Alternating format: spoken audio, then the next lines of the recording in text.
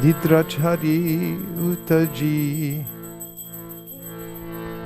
Ishesha Aloka Prarisha Nidrachari Utajiva Bolo Hari Hari Mukunda Murari Rama Krishna Hayagriva.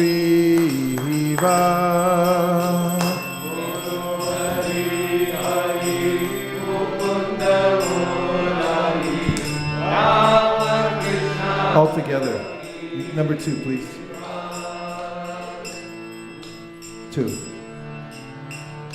Nishingavamana Shrimadusudana Rajendra Nandana Shama Putana Katana Kaitava Shatana Daya Dasharakti Rama Yashoda Dulala Govinda Gopala Vrindavana Purandara Gopi Priya Jana Radhika Ramana Bhuvana Sundara Bhoda Ravana Thakara Makana Taskara Gopi Jana Vastra Hare Rajera Rakala Gopa Vrindapala Chitta Hari Vamshidhari Yogindra Bandana Shri Nandanandana Raja Jana Bayahari Navina Nirara Rupa Manohara Mohana Vamshiri Hari Yashoda Nandana Kamshani Sudana Nikunjara Savila Se Kadamba Kanana Rasa Parayana Brinda Vipina Nivasi Ananda Bhartana Premani Ketana Kulashara Joja Kama Gopanga Agana Chitta Vino. Where's the real drum? Ma Jivana Keli Parayana Manasa Chandra Chakora Namasudarasa Gao Krishna Jasha Rakho Vachana Manamora Hare Krishna Krishna Krishna Hare Hare Hare Rama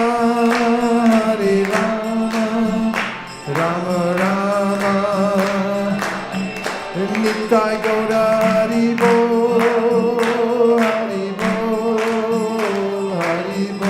Nitai Gaura Hari Bo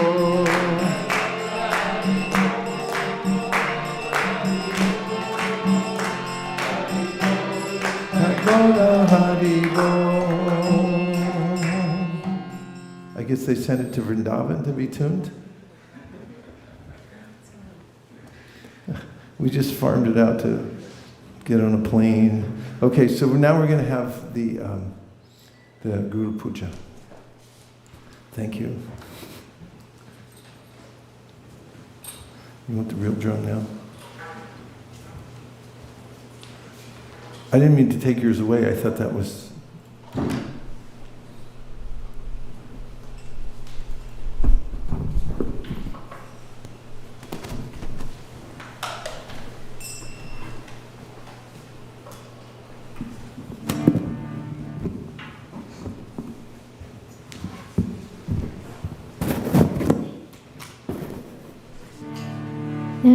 Sheshtamanamapi Sachiputamatra-surupam Shirupam Tasvakajamurupurim Gustavati Radhakundam Kiramahoradhika Madhavasam Adavasa Shriguntam Nakosi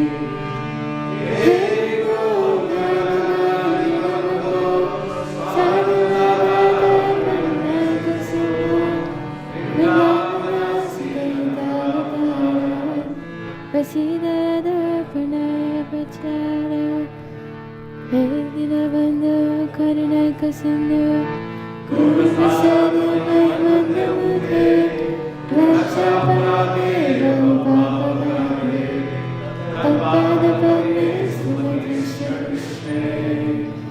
I bow down to the beautiful lotus feet of my spiritual master. It is cause this mercy I have obtained the supreme holy name, the divine wisdom, the service of Swami Sachimata, the association of Sri Civic Damodar, Rupa Goswami, and his older brother, the supreme abode of Mathura, the blissful abode of Vrindavan, the divine advocate of everywhere, and the desire of my heart for the service of O spiritual master, O giver of divine wisdom, O faithful Father, you are the giver of this, and you are the only ocean of wisdom. Lord, you are the thankful for the welfare of fallen souls like myself, and you are the teacher of divine love, rather for Krishna. Please be kind upon me. O friend of the lowly, O Guru, you are the only ocean of mercy. I am a dull fool and have committed hundreds of thousands of offenses. I have fallen into the depths of your mercies. Therefore, raise you with your mercy. My heavenly face on the lotus feet of Krishna. The lotus feet of our spiritual master are the only way by which we attain pure devotional service. I bow down to his lotus feet with profound reverence. By his grace, one can cross the ocean of material suffering and attain the mercy of Krishna. Our only wish is to have our consciousness purified by the words emanating from his lotus mouth. Attachment to his lotus feet is a perfection that fulfills all desires. Purifies our eyes and fills our hearts with transcendental knowledge. He is our Lord, birth after birth.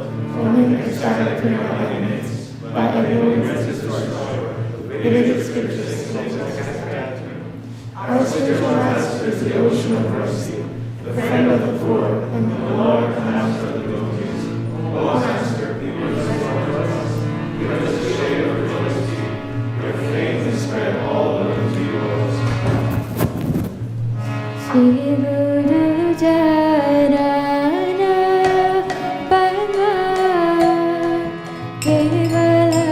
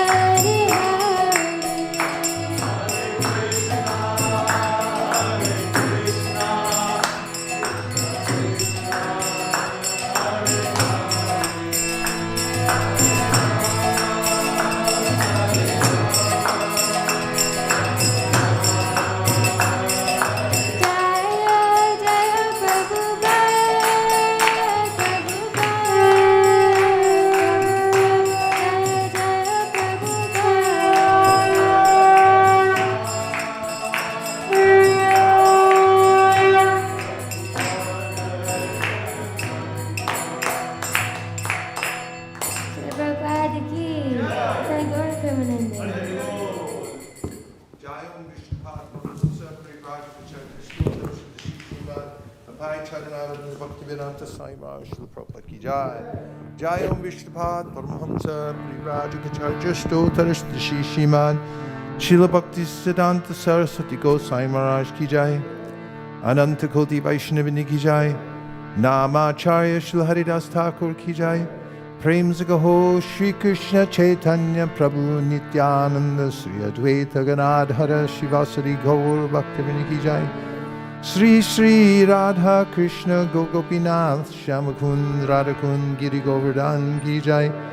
Sri Vrindavan Dham ki jai. Sri Mayapur Navadip Dham ki jai. Sri Jagannath Puri Dham ki jai. Tulsi Devi Bhakti Devi ki jai. Jamuna Devi Ganga Devi ki jai. Samveta Bhaktivinoda ki jai. All glories to the assembled devotees. All glories to the assembled devotees. All glories to the assembled devotees. Go Premanande Hari Hari Bo.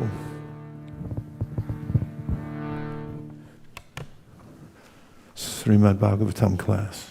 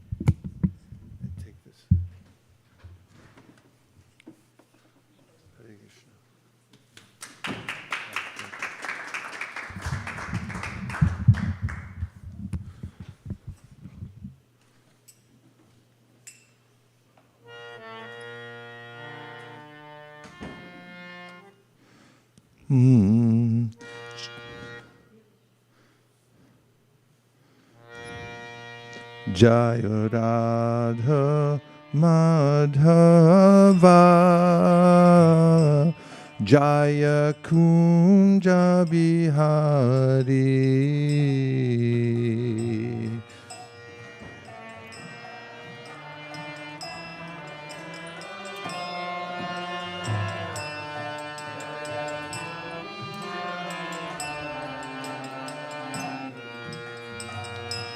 Jaya Radha Madhava Jaya Kunja Bihari.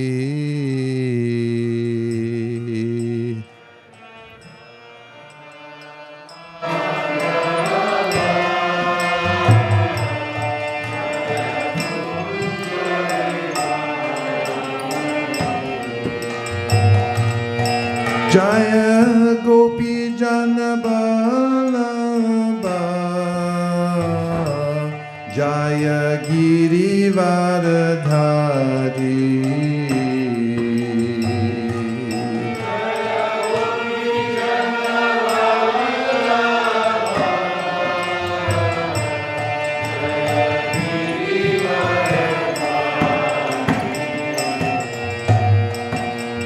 Jaya Gopi Jana Vallabha Jaya Girivardhari.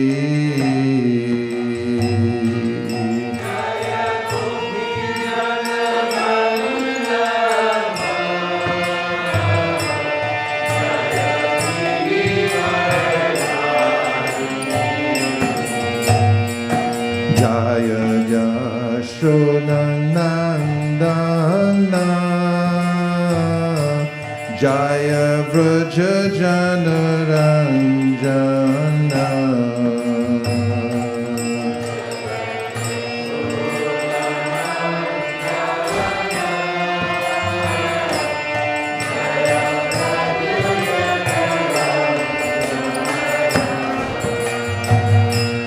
Jaya Jamuna Tiravanachari Jaya Kunja Bihari.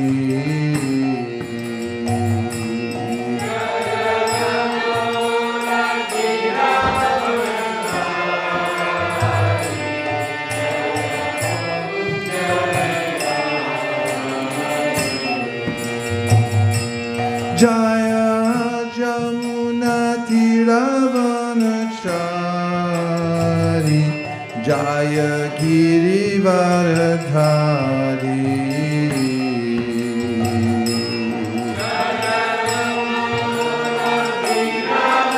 Hare Krishna, Hare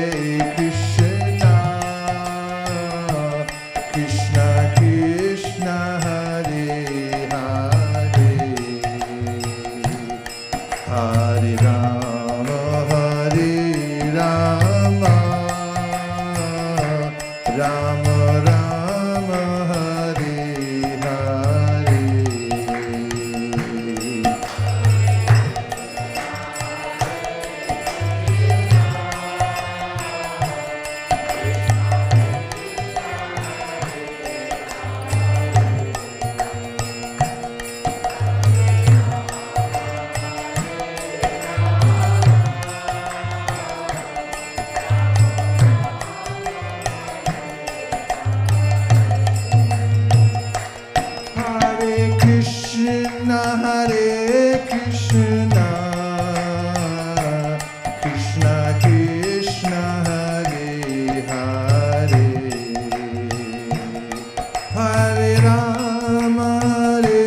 Rama,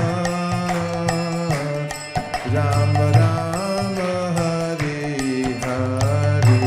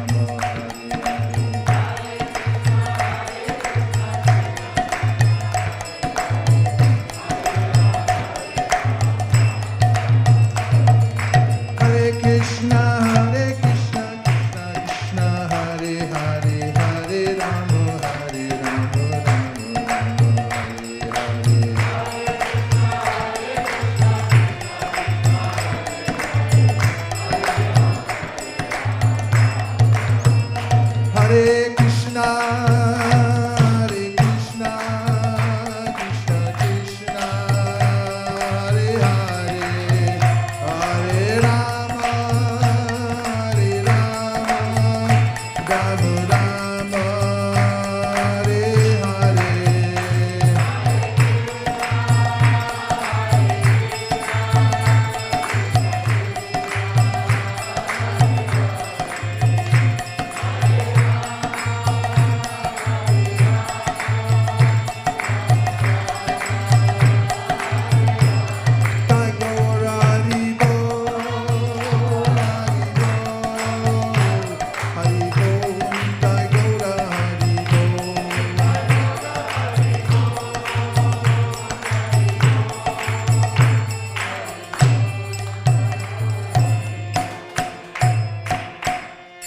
Go Premanande Hari Hari Bo.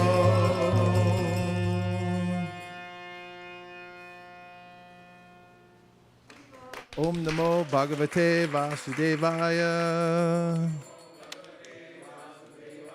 Om Namo Bhagavate Vasudevaya.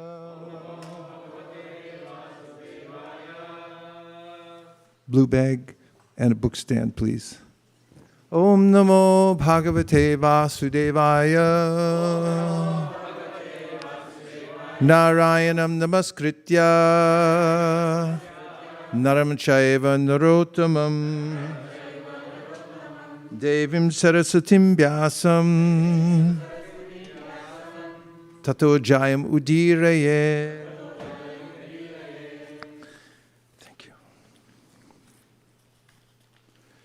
Seventh canto, please.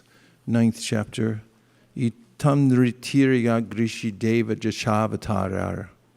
If you know that verse. Does anybody know the verse?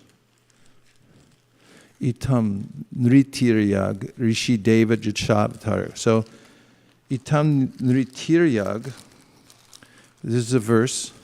You know it. Okay. Nri, itam nritiryag. So the Lord comes as Nri, as a human. Tiryag means an animal. Rishi means a rishi. And Jashavatara. He comes in these various avatars.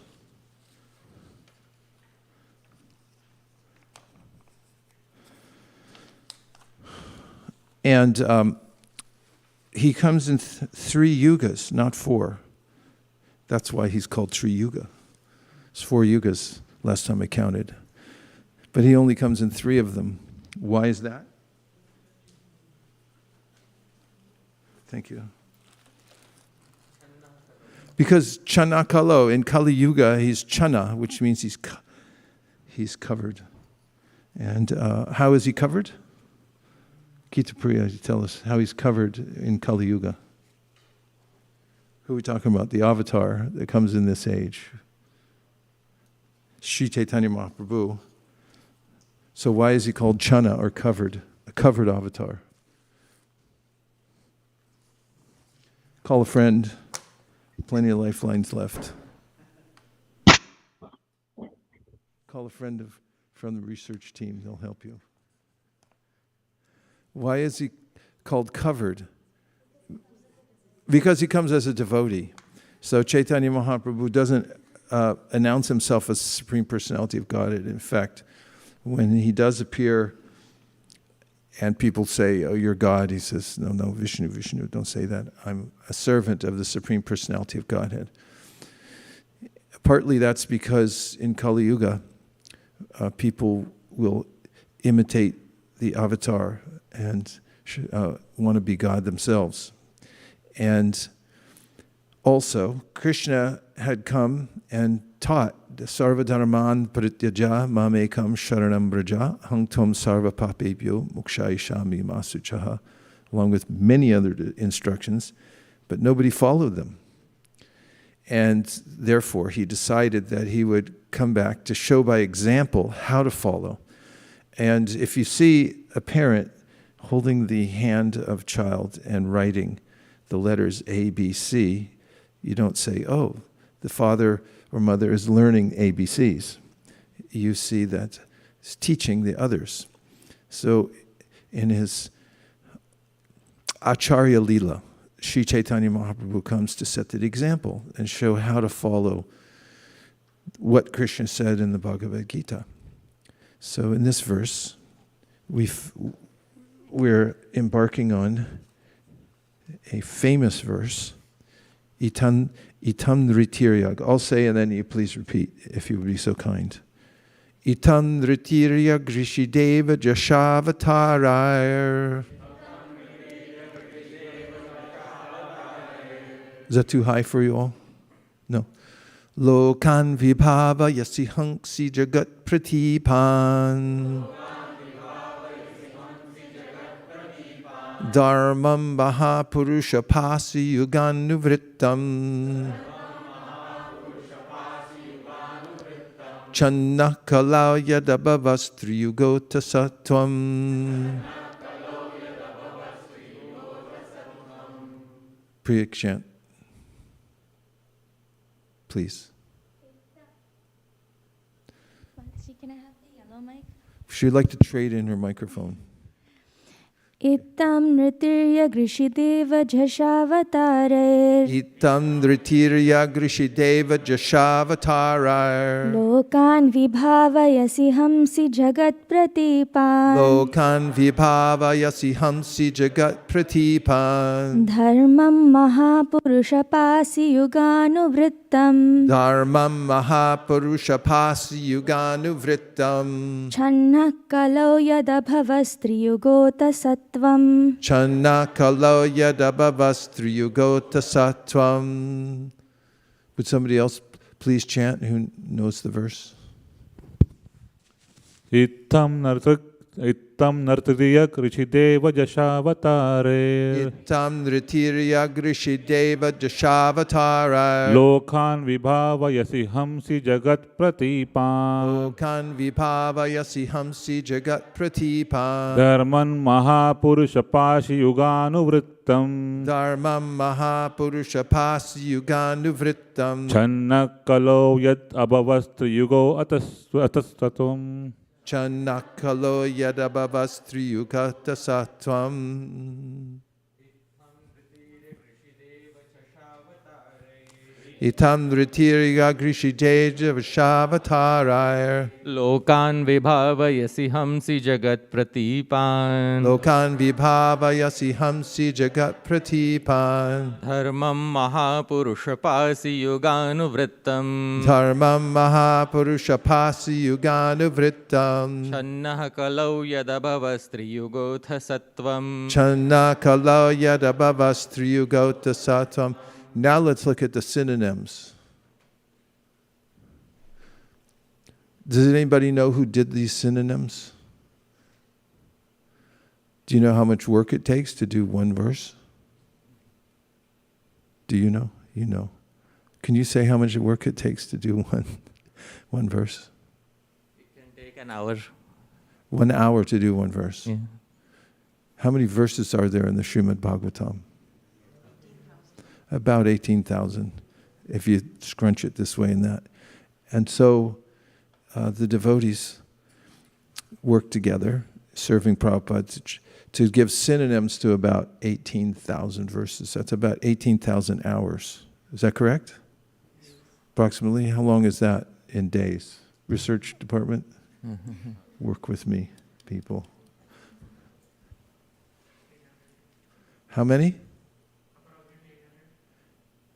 800 days? How many? 5 years? 10 hours a day for 5 years. We'll get you there. A lot of work went into this, just saying. Okay. Itam in this way. Nre, like a human being such as Lord Krishna and Lord Ramachandra. What about Lord Krishna and Lord Ramachandra were kind of like a human being? Feel free, this is an open forum here. Express yourself. Two-handed, yeah. Where is there a very heart-rending section where a devotee is praying to see Lord Krishna's two-handed form after he's seen Arjuna? Where is it? Could you get it, please? Get her a book stand. She's on fire here. She needs a book stand and a Bhagavad Gita.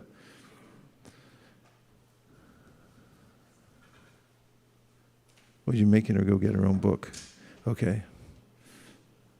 So in the Bhagavad Gita, there's a very interesting point made about Krishna having a two-armed form. Before Arjuna asks to see Krishna's two-handed form, what takes place? Vishvarup. And how many hands does the Vishvarup have? Unlimited, countless heads, eyes. And then, did Arjuna think that was beautiful? Many arms? Okay. Tell us, give us a little commentary here, Priya. What happens next? So after seeing the universal form that he is, can I read the verse? Yeah. Okay. So, adrishtapurvam hrishitosmi drishtva bhayena cha pravyatitam mano me tadeva me darshaya deva rupam prasida devesha jagannivasa. After seeing this universal form, which I have never seen before, I am gladdened, but at the same time my mind is disturbed with fear. Therefore, please bestow upon me please bestow your grace upon me and reveal again your form as the Supreme Personality of Godhead, O Lord of Lords, O Abode of the Universe. Anything else? The next verse is, O universal form, O thousand-armed Lord, I wish to see you in your four-armed form with helmeted head and with club, wheel, and conch, and lotus flower in your hands. I long to see you in that form. Then? The Supreme Personality of Godhead said, My dear Arjuna, happily have I shown you by my internal potency the supreme universal form within the material world. No one before you has ever seen this primal form, unlimited and full of glaring effulgence. Then? O best of the Kuru warriors, no one before you has ever seen this universal form of mine, for neither by studying the Vedas, nor by performing sacrifices, nor by charity, nor by pious activities, nor by severe penances can I be seen in this form in the material world. Next. You have been perturbed and bewildered by seeing this horrible feature of mine. Now let it be finished. My devotee, be free again from all disturbances. With a peaceful mind, you can now see the form you desire. Sanjaya said to Dhritarashtra, the Supreme Personality of Godhead, Krishna, having spoken thus to Arjuna, displayed his real four-armed form and at last showed his two-armed form, thus encouraging the fearful Arjuna. Now, would you please read the purport? When Krishna appeared as the son of Vasudeva and Devaki, he first of all appeared as four-armed Narayana.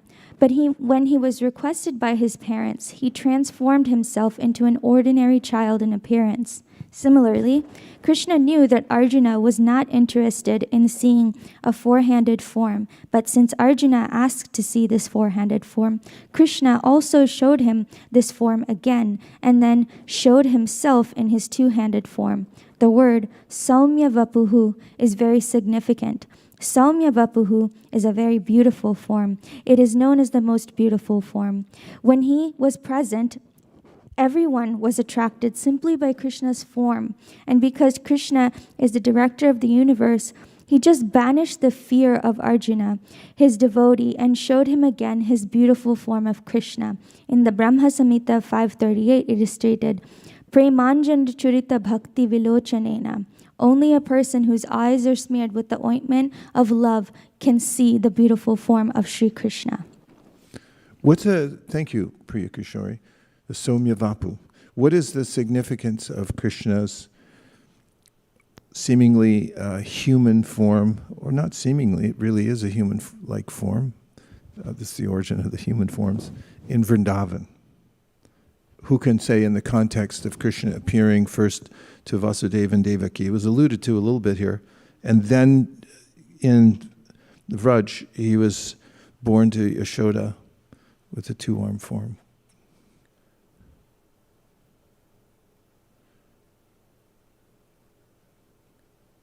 Somebody wants to say? Yes.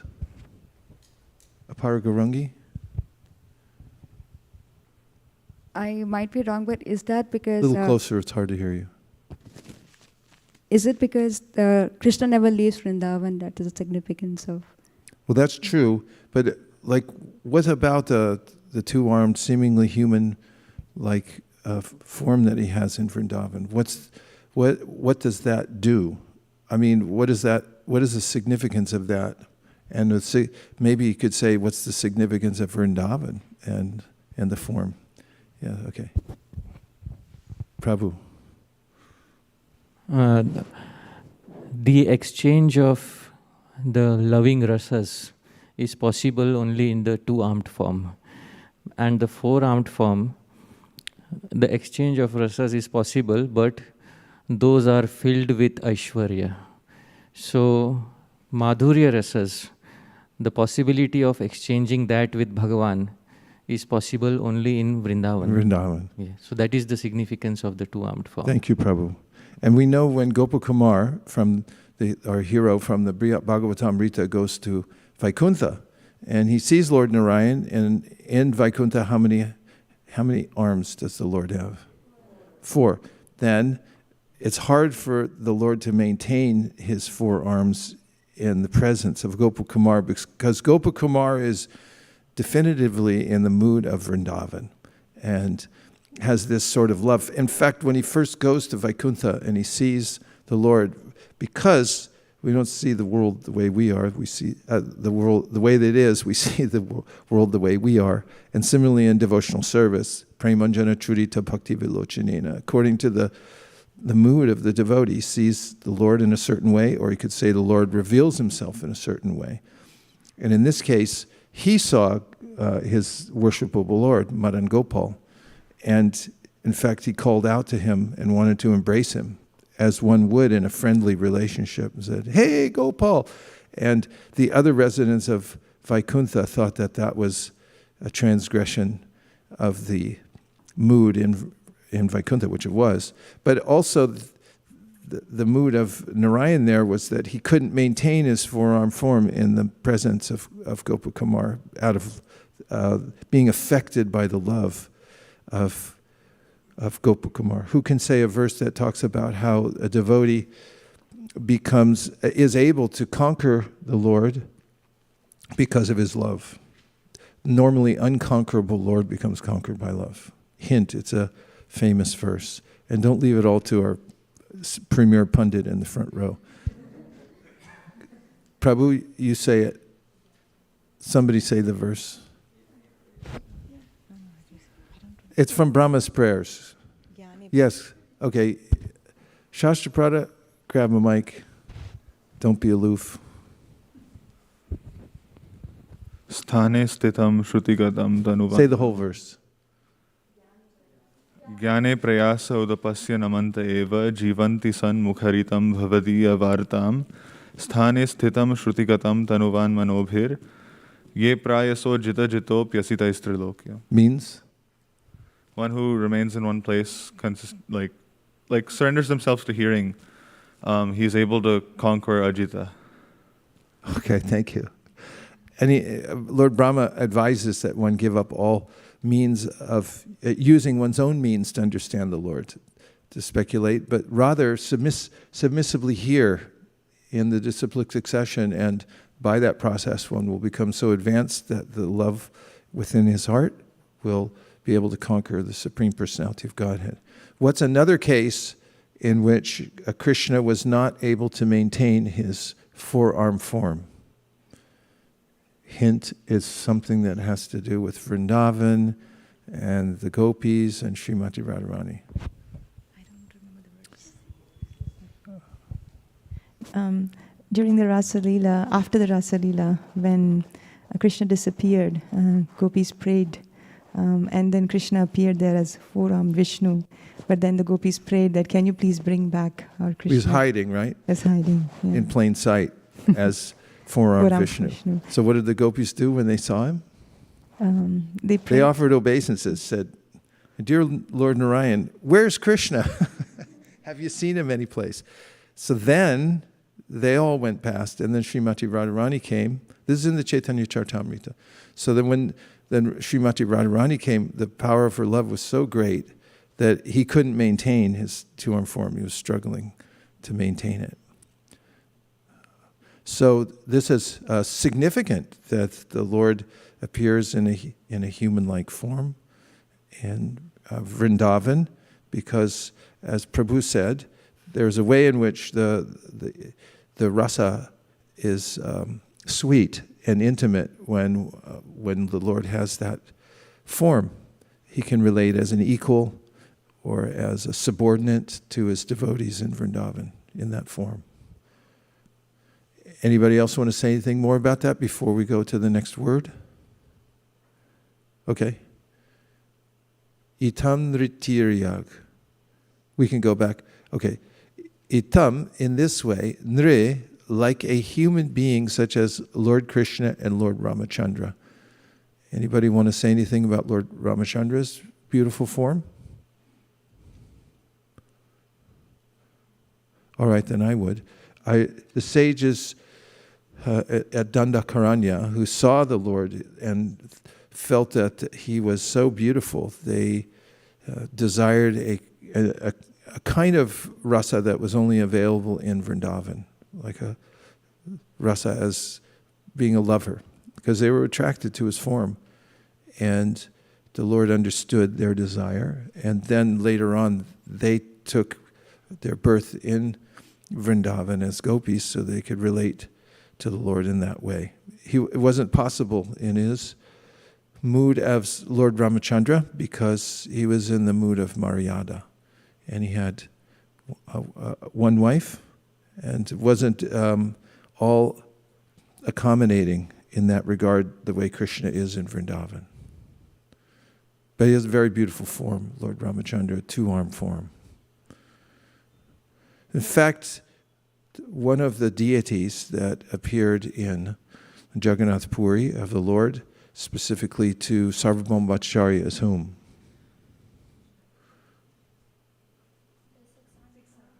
Right, Sadbhuj, right? Say the verse that relates to Sadbhuj, where Sadbhuj appears in the Bhagavatam. Hint, it's in the teachings of Karabhajana Muni. Go ahead, Prabhu. The last line is Vande Mahapurushate Charanarvindam. Yeah. There's two verses that go together there that end with the same last line. Yeah. Do you want to say? No. Yes, Prabhu?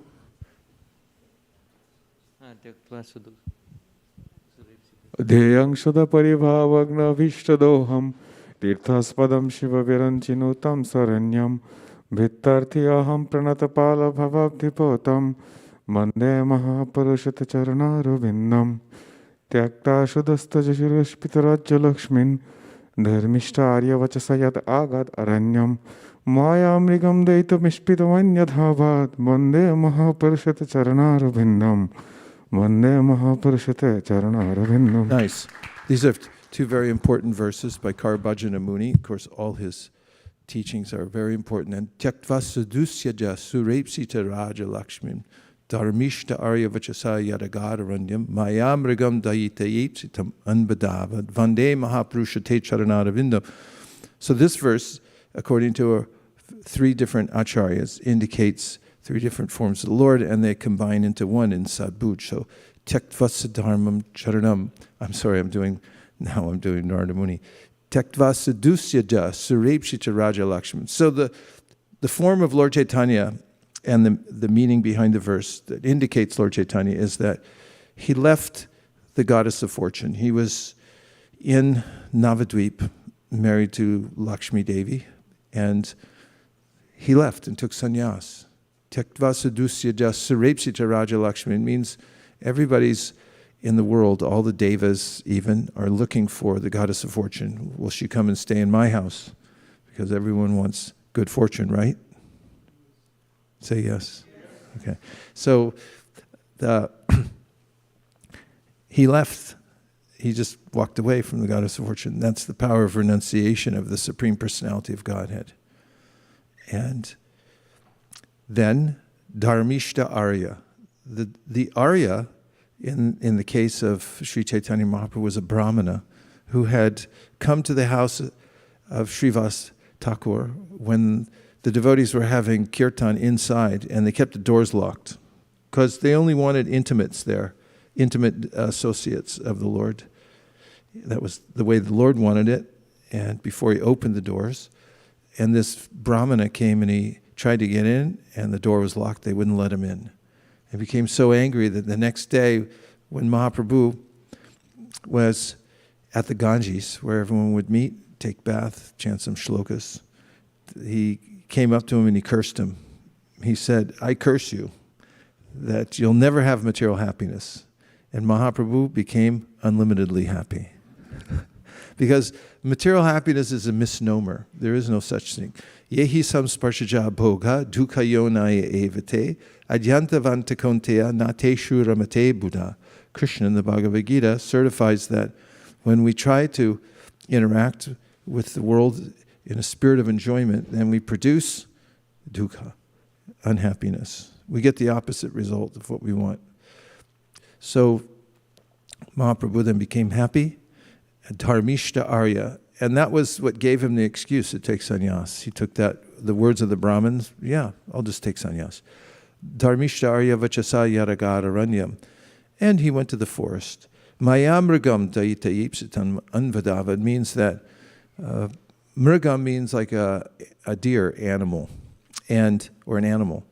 And in Chaitanya Mahaprabhu's pastimes, he chases after people everywhere, all over the planet, no matter where they are, to give them Krishna consciousness. And they've degraded to animal-like consciousness. Nonetheless, he chases after them to give them Krishna consciousness. And then Krishna is Tyakvasa Dusitasa Repshaja Raja Lakshman Dharmishta Arya. He left the confines of, and went to Gokul by the words of Garga Muni, who said there will be trouble in this place. Actually, he predicted Krishna would be like Narayan. And then Mayam Rigam Tayitayipsitam means that he was like a toy animal in the hands of the residents of Vraja, because he was smitten by their love. And then finally, Ramchandra, Dharmishta Arya, he was given the order of his father, the Arya. Arya means the superior person. Dharmishta Arya Vachasa, by his words, said, you have to go to the forest now, give up the kingdom. So he did. And then, of course, the deer is famous that Maricha had sent the deer, or assumed the form of a deer to distract him so Sita could be taken away. So that's indicated in the verse. And then the deity of Sadbhuj has 6 arms, but represents the Lord as Chaitanya Mahaprabhu, Ramachandra, and Krishna, who each have 2 hands. Okay, now we come to Tiryak, animals, such as the boar. Can you name any other ways that the Lord appears in an animal form? Matsya, Kurma, Varaha, the Shringadev. Okay. And then, I'm sorry? Hayagriva. Hamsavatar, form of a swan. Good. Lots of different animals. In fact, he comes in every species of life. I wonder why. That's why Srila Bhaktisiddhanta Saraswati Thakur said we should preach even to the vegetable tribes. Is that why you're all going to the farmers markets? I'm preaching to the vegetable tribes. And then we have Rishi. So how does he appear as a Rishi? Kapil. Nice. And then Parashuram. Right? It's right there. And then Deva as demigods. Indra? Upendra. Upendra appears on the heavenly planets. What was that? I can only hear 33% through the mask, so I can. As Brahma in some yugas. Nice one. Okay, Jasha, as an aquatic fish and tortoise. And then we have Avatarai. By such different incarnations, Lokan, all of the different planetary systems. Give another verse from first canto, second chapter that proves that the Lord comes in all different species. Hint, it's the last verse of the chapter. Give them the first word and then they'll know the rest. No, just give the first word of the verse. You could look it up.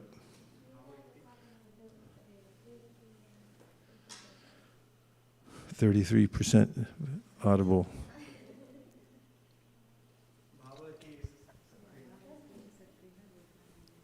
Bhava Yesha Satvena. Do the microphones so if you're wrong, you can go down in flames. Go. Just try. Make a mistake. Bhavayatyesha satvena lokan loka bhavana lilavataranureto devatiryaneradishu. Bravo. Devatiryaneradishu. That confirms that the Lord appears in all the different species of life, which is remarkable. So keep your eyes peeled. Okay, so Lokan, all the different planetary systems. He comes to all the different planetary systems. Vibhava, you see. You protect. Humpsi, you sometimes kill. Jagat, pratipan. Persons who have simply created trouble in this world. So who does he come to kill? People simply come to cause trouble. Do you know anybody like that? What'd you come here for? Just to make trouble? Tell me 3 people from Krishna's Leela who came just to cause trouble. They were demons, in other words, because they have nothing better to do than cause trouble to everybody else. Aghasura, okay. He's quite troublesome. Anyone else? Putana. Yeah, she was notorious for killing children. In fact, she was a hit lady. She used to take contracts to go kill different kinds of children. And another one, Dhenuka, in the form of a donkey. And who did you say? Kamsa. Kamsa caused trouble. Yeah, that was his mood was to go against Krishna.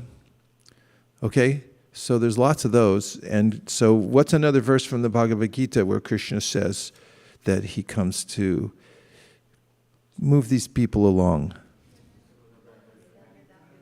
Somebody take the mic and do it individually. No, go ahead. You know the verse. You know the verse? Go ahead.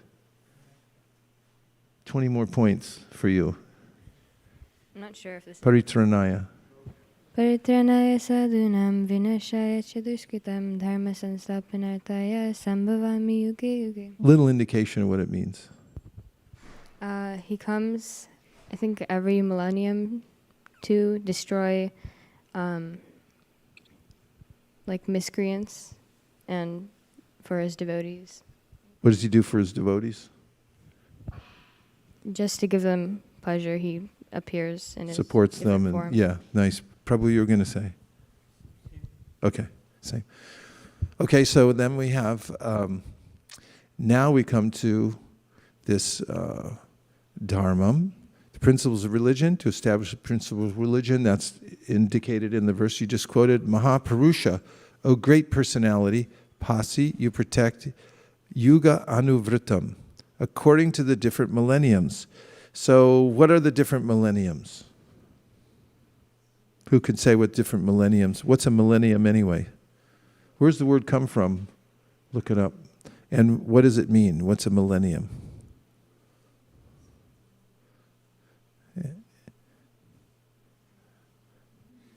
work with me people. Prabhu. The Sanskrit says yuga. Yuga. Anuvrittam. Okay. It's an adjective of dharmam. So dharmam, which is yuga anuvrittam. Dharma of every yuga you protect. There's a dharma of every yuga that you protect. Yes. Thank you. That's really amazing in each yuga. So who can say a little bit more about what's a yuga? How many are there? Just say anything. 4 yugas only. You can put only after. 4 yugas only. And what about the yugas? Say more about the dharma of the yugas. Somebody propound. Okay, Prabhu. Krite yad dhyayato vishnum, tretayam yajato makhai, dvapare paricharyayams, kalau tad hari kirtanat. So, in Satya Yuga, the result that is achieved by meditation on Vishnu, tretayam yajato makhai. In Treta, the same result is achieved by Vedic sacrifices unto Vishnu, dvapare paricharyayams. In the age of Dwapar, the same result is attained by offering worship unto the deity form, Kalau Tat. And that very same result in Kali Yuga is attained by Hari Kirtanat, by public glorification of Hari. That deserves a little Haribol.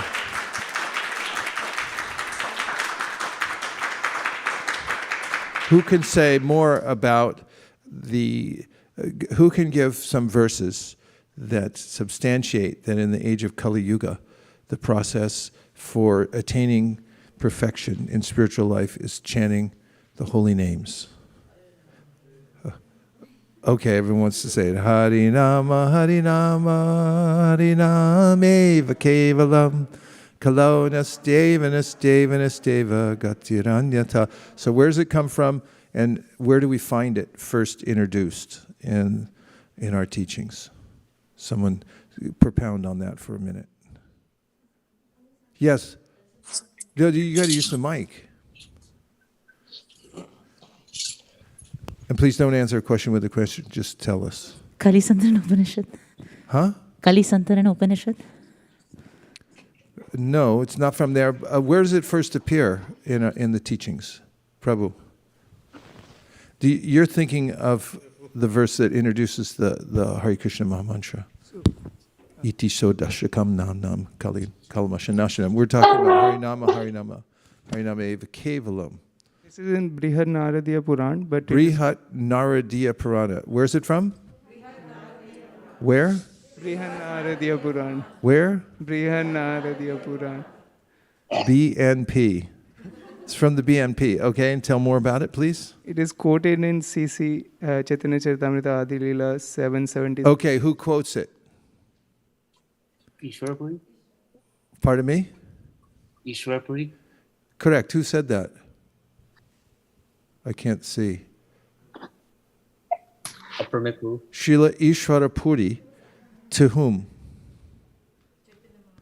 To Chaitanya Mahaprabhu. Under what circumstances? Tell us, flesh it out a little bit. Tell us what's happening here. And who's Chaitanya Mahaprabhu recounting this to tell about when Srila Ishwarapuri had taught him this? Can you frame that?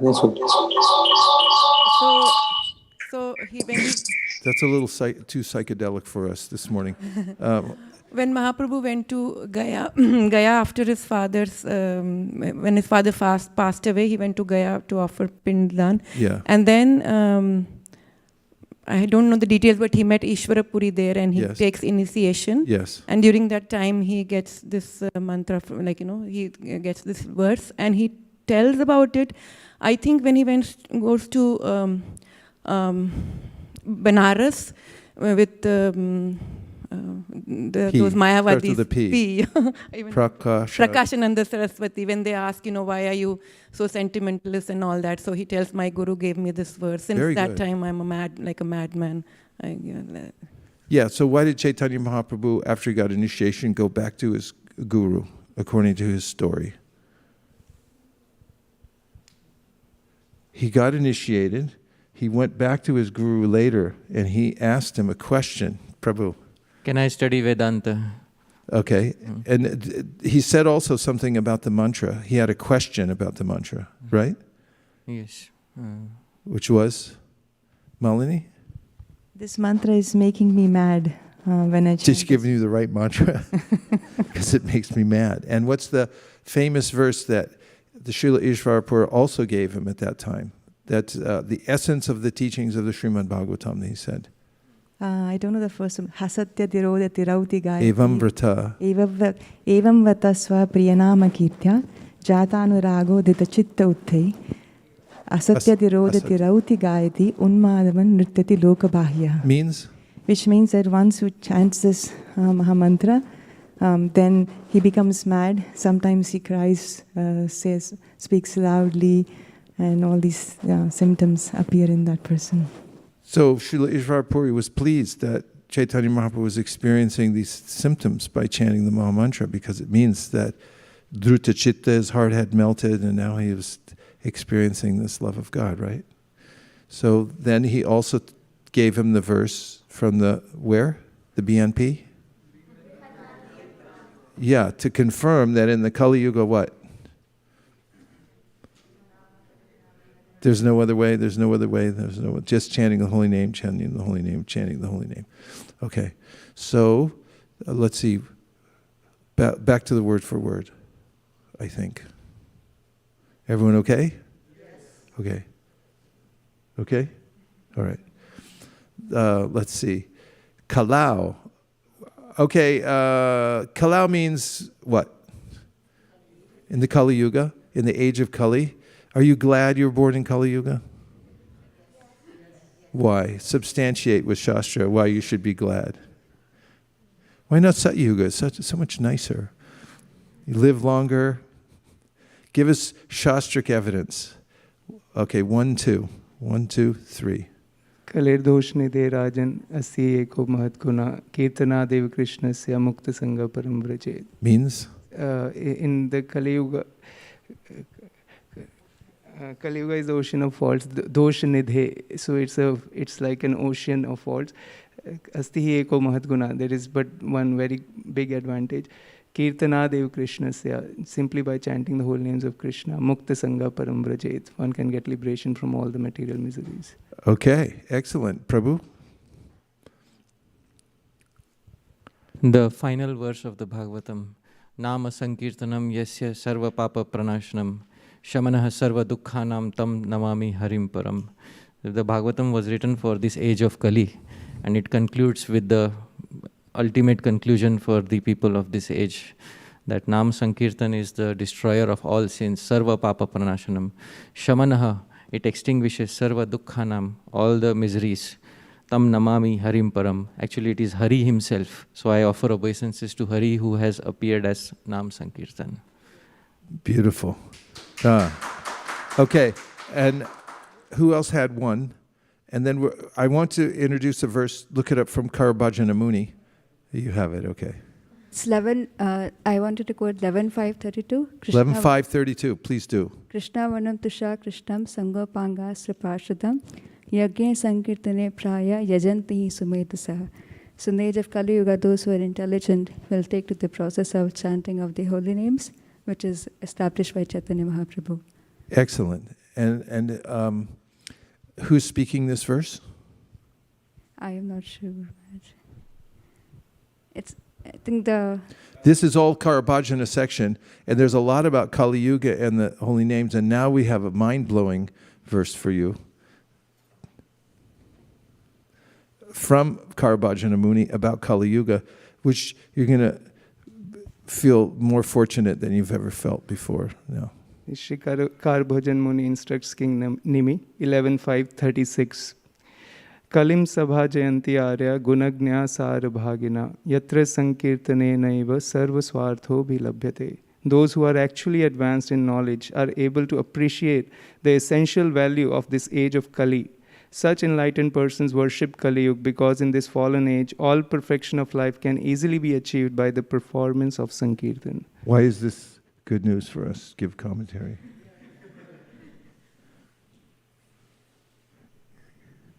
Give some comment.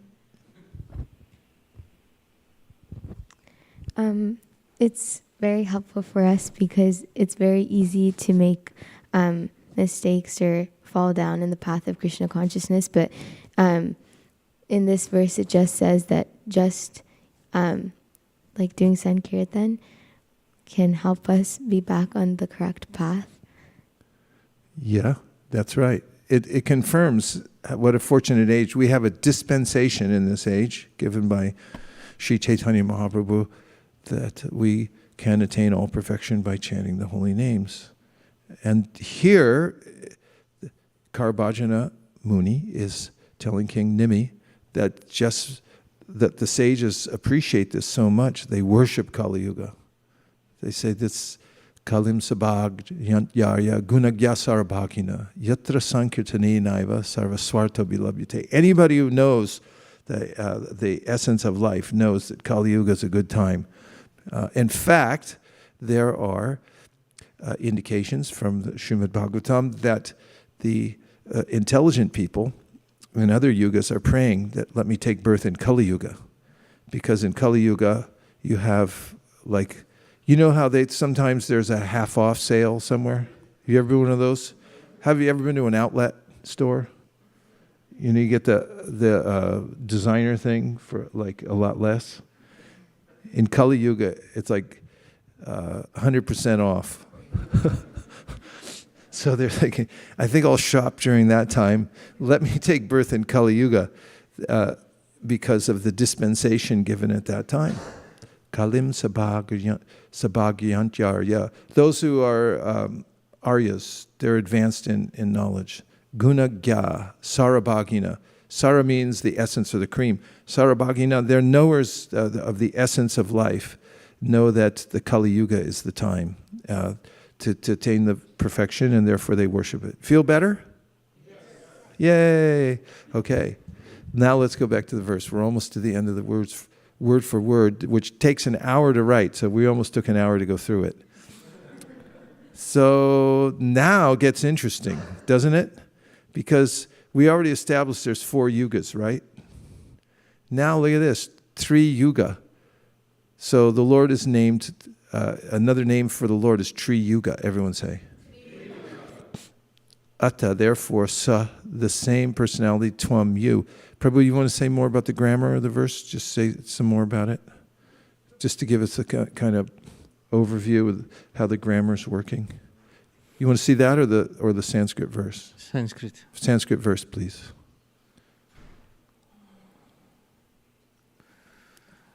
Yeah. So, Channaha kalau yad abhavas. Abhavas is actually past tense. So he's speaking about Chaitanya Mahaprabhu who has appeared in the previous day of Brahma. Channaha kalau yad abhavas. Tri-yugaha atha sattvam. Tri-yugaha is a name of Bhagavan. It is actually a name of Bhagavan. So, Trini Yugani Yasya, who has only 3 ages for himself. That person is known as Tri-yugaha. So it is a name of Bhagavan. His name is Tri-yugaha. It also reminds me of a pastime of Chaitanya Mahaprabhu, when there were certain people in Vrindavan who were saying that, why don't you come at night? You can see Krishna dancing on the hoods of Kaliya even today. There are many people going for darshan. So Chaitanya Mahaprabhu initially ignored them, but when his own servant, Balabhadra Bhattacharya, Balabhadra Bhattacharya, he said, I also want to go. So Chaitanya Mahaprabhu lovingly slapped him. Because say, you are a learned person. Don't you know that Krishna doesn't show himself in Kali Yuga? So what is the reason? Because he is Tri-yuga. He cannot be seen through the material eye in any age, but definitely he cannot be seen in the age of Kali through the normal eyes of the human being. So this is the reason why he is known as Tri-yuga. And now, who in Chaitanya Lila used the argument that Chaitanya Mahaprabhu can't be the Supreme Personality of Godhead because he's Tri-yuga? Yes, very good. Tell us more about the circumstances. Build it up a little bit. Give us a little drama. What happened? So when Mahaprabhu comes to Puri and he's going for Jagannath darshan, so he faints by looking at Lord Jagannath, and then Sarvabhauma Bhattacharya found him very attractive, and he was very impressed. He brought him to his home, and then Gopinath Acharya, his brother-in-law, he was. Sarvabhauma Bhattacharya was saying that he's good, he's sannyasi, but I wish he would be in a more higher class of sannyasis, and he's sentimental, all those things. But Gopinath Acharya was defending him that he's not an ordinary person, he's the Lord himself. And then Sarvabhauma Bhattacharya says that, he comes only in Tri-yuga, so how can he be the Lord himself? And Gopinath Acharya responded how? There were so many verses. Well, I think you can check it. Shastasar, look it up, please. That section. That he mentions that he is a chana in Kali Yuga, covered. He doesn't appear in the normal way, but he comes in Kali Yuga because he's known as the Chana avatar in Kali Yuga. And he says to Gopinath Acharya that you can't understand this because he was Gopinath Acharya. Sarvabhauma and his disciples were obstinate about this point, that he can't be the Supreme Personality of God. It doesn't appear in this age.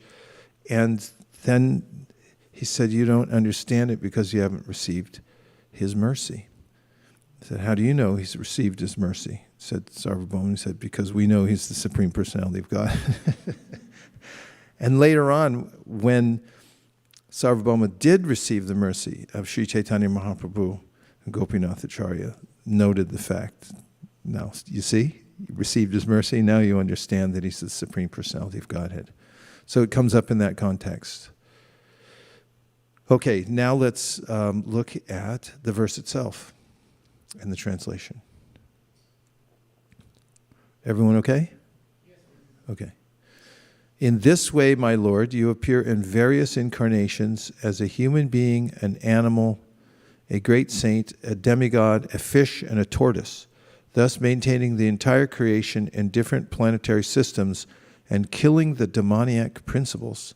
According to the age, O my Lord, you protect the principles of religion. In the age of Kali, however, you do not assert yourself as the Supreme Personality of Godhead, and therefore you are known as Tri-yuga, or the Lord who appears in 3 yugas. Purport. As the Lord appeared just to maintain Lord Brahma from the attack of Madhu and Kaitaba, he also appeared to protect the great devotee Prahlad Maharaj. Similarly, Lord Chaitanya appeared in order to protect the fallen souls of Kali Yuga. There are 4 yugas or millenniums, Satya, Treta, Dwapar, and Kali. So this first section, as the Lord appeared just to maintain Lord Brahma from the attack of Madhu and Kaitaba, he also appeared to protect the great devotee Prahlad Maharaj. Let's just have a few comments about what's been said here so far. As the Lord appeared just to maintain Lord Brahma from the attack of Madhu and Kaitaba. Who can say something about the attack of Madhu and Kaitaba and how the Lord protected him?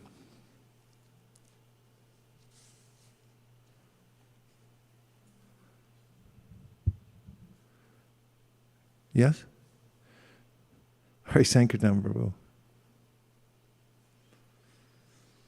If I remember correctly, Madhu and Kaitaba were 2 demons who came to steal the Vedas from Brahma, and they stole from Brahma's mouth, and Lord appeared as Hayagriva to kill them and protect the Vedas. Actually, when did they steal them?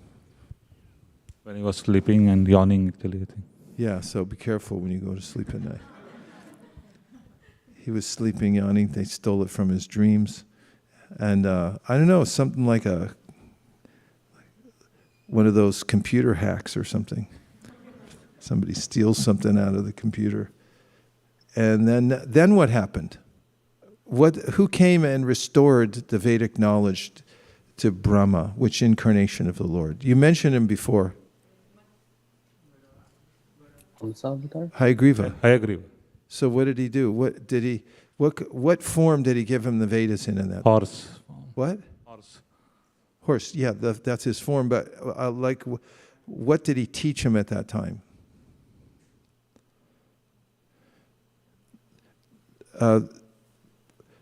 He gave him pancharatric knowledge, like over 5 nights. He gave him this essentialized form of the Vedas, a practical form, which one can take up worship of the Supreme Personality of Godhead.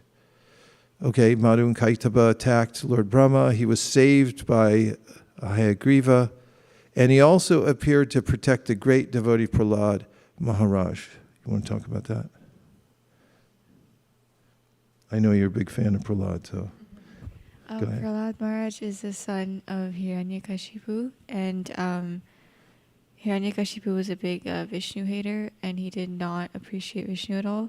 So he kind of taught Prahlad to not appreciate Vishnu either, but Prahlad did end up liking and appreciating Vishnu, so Hiranyakashipu tried to kill him, but each time Prahlad was protected by Nishingadev, or like Krishna, who came in the form of Nishingadev, and then Nishingadev ended up killing Hiranyakashipu in a very precise way, because Hiranyakashipu had a bunch of boons from Brahma where he couldn't be killed by a man or animal or day or night or by any weapon, I think. And yeah.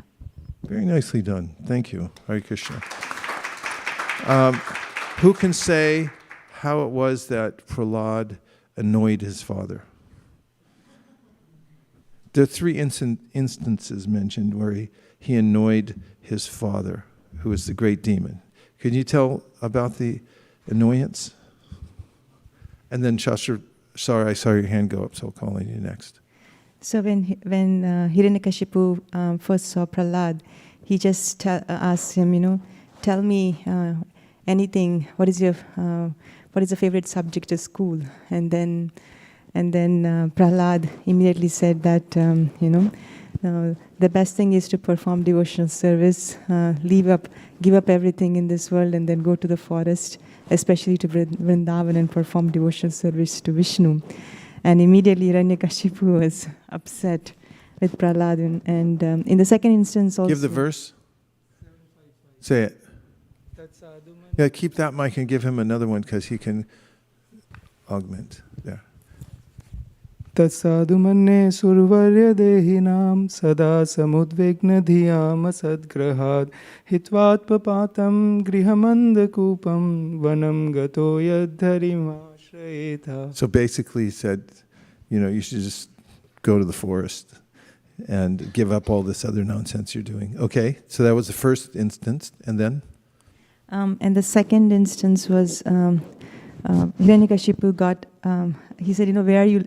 He laughed at Prahlad's answer, and he said, who is teaching you all these things? And then Chandamarka asked Prahlad, very nicely, we never taught you all of this, but where are you getting all of these from? And then again, when Chandamarka asked this question, then they trained Prahlad in the Sama, Veda, Danda, like all those materialistic ways. And then again, he comes back, and then Hiranyakashipu asks the question, what is the best thing that you learned from your teachers? And then there he says that, then he speaks about what Narada Muni taught him, not the Chandamarka. And what's the answer? Shravanam Kirtanam Vishnu Smaram. So when he... Say the verse. Kirtanam Vishnu... Archanam Bandhanam Dasyam Sakyam Atmani Vedanam Iti Pumsarpita Vishnu Bhaktischindava Lakshana Kriyeta Bhagavatyada Tanmanye Titamutamam. Okay. So that really annoys Hiranyakashipu. So these are some of the ways that Prahlad annoyed Hiranyakashipu. One more time you did it. So then he goes back again, right? Yeah. What's the third time? Is it when he asks, where are you getting all of this power from? What's the next verse that Prahlad gives his father? Matirna Krishne Parataksatova Mito Pipadyeta Grihavartanam Adanta Gobir Vishitam Tamishram Punascharvita Charvananam.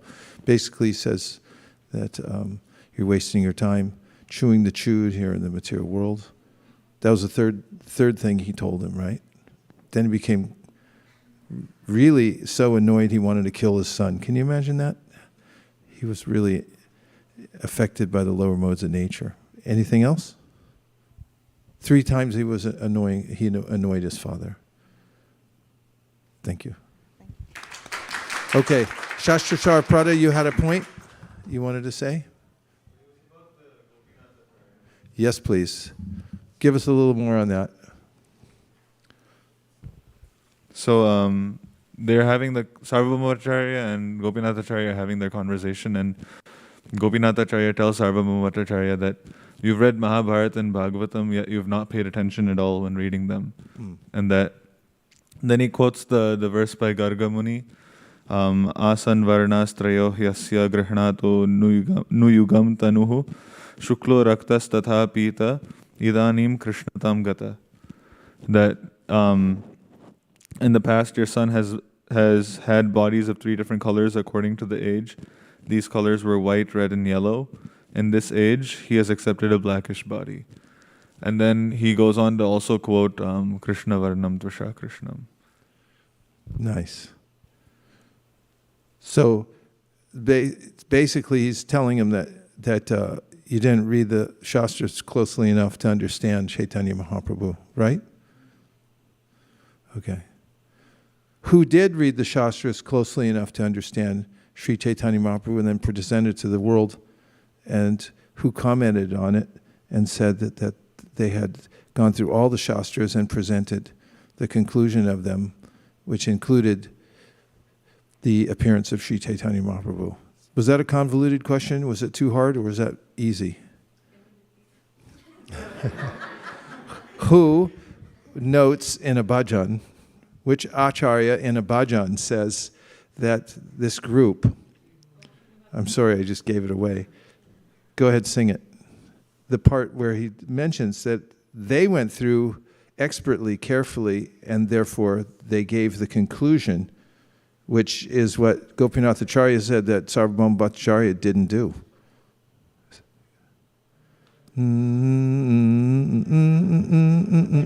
Sing it. Sadharma samsthapakau lokanam hitakarinau tribhuvane manyau sharanyakarau Radha Krishna Aravinda Bhajana Nandena Mattalikau Vande Rupa Sanatano Raghuyago Shri Jiva Gopalako. So, Nana Shastra Vichara Naika Nipano, that they were sunipano. They're like spiritual geniuses, being able to go through and extracting the essence of all the Shastras for the benefit of everybody. So it's a really important aspect of Krishna consciousness. And this is mentioned by Kaviraj Goswami in the Adi Lila, where he says, Siddhanta Bolya Chitta Nakara Alash, Iha Hoite Krishna Lagi Sudrid Manash. Could we put that verse up? That's 1, what is it, 1, 2, 17, something like that. And in this, he says, it's really important to discuss the details, the Siddhanta, not only what something is, also what it isn't. Be very precise. Siddhanta bolya chinda nakaralash, and also don't be lazy about it. Adi, what? 2, 1, 117. I knew there was a 7 in there somewhere. Okay, so 2, Adi, 2, 117. Doesn't exist. Adi. We can get this done. Let's see. It's Adi 2, 117. The 17, just 217. Prabhu, what is it? What's the number? Yay! Okay, let's look at this. Very important. Is everyone still alacritus? Yes. Let's look up the word and see if it matches. Okay. Let's look at the Bengali. Alacritus. You know what it means, right? Bengali. Siddhanta Palaya Chitte Na Kara Alash. Iha Haite Krishne Laghe Sudridha Manash. And the word for word is Siddhanta, conclusion, Balya, considering, Chitte, in the mind, Na Kara, do not be alash, lazy.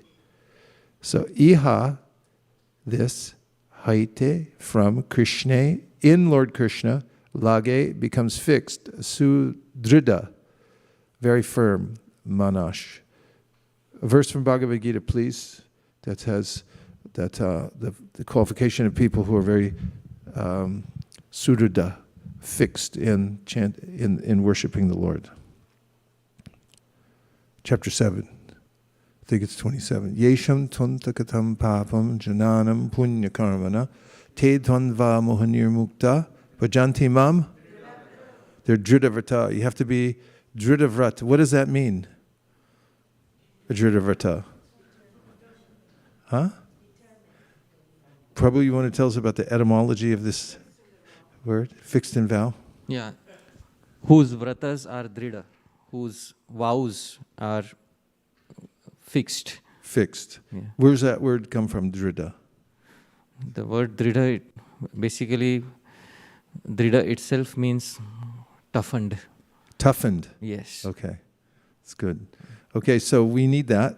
And how do we get it in worshiping the Lord? This verse says that Siddhanta Balya Chitenakara Alash Iha Hoite Krishne Lage Sudrid Manash. And in this case, the mind becomes Sudrida, means is extremely fixed in the vow.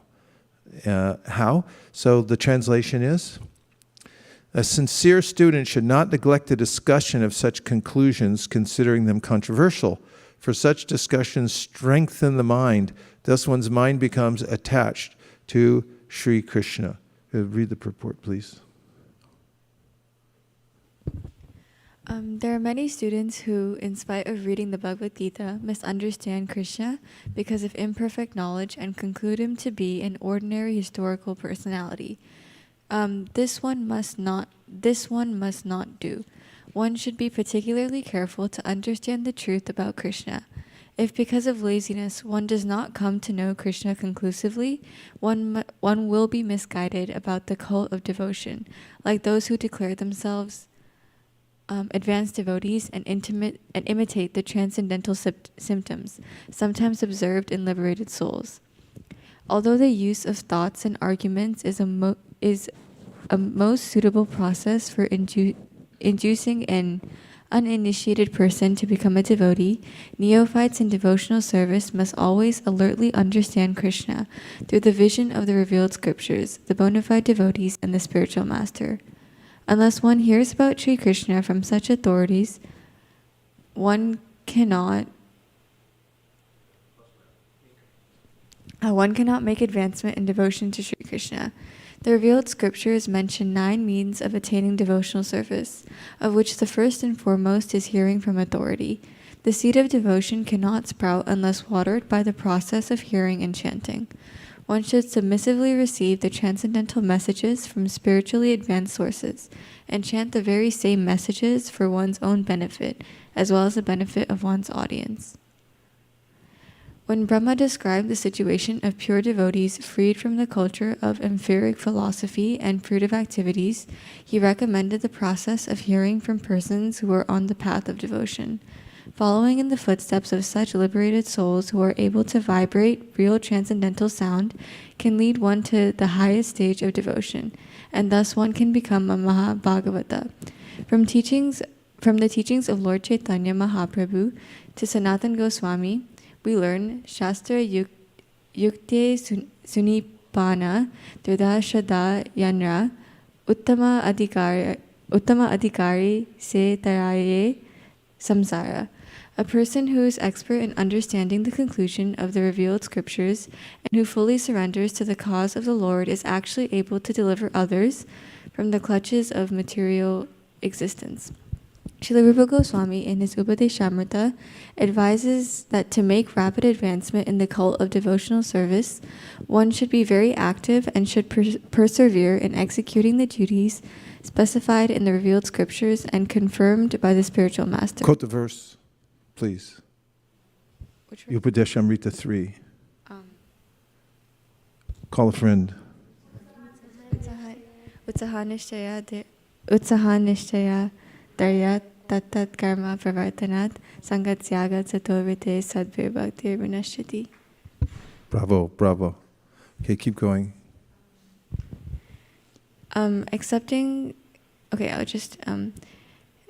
Advises that to make rapid advancement in the cult of devotional service, one should be very active and should persevere in executing the duties specified in the revealed scriptures and confirmed by the spiritual master.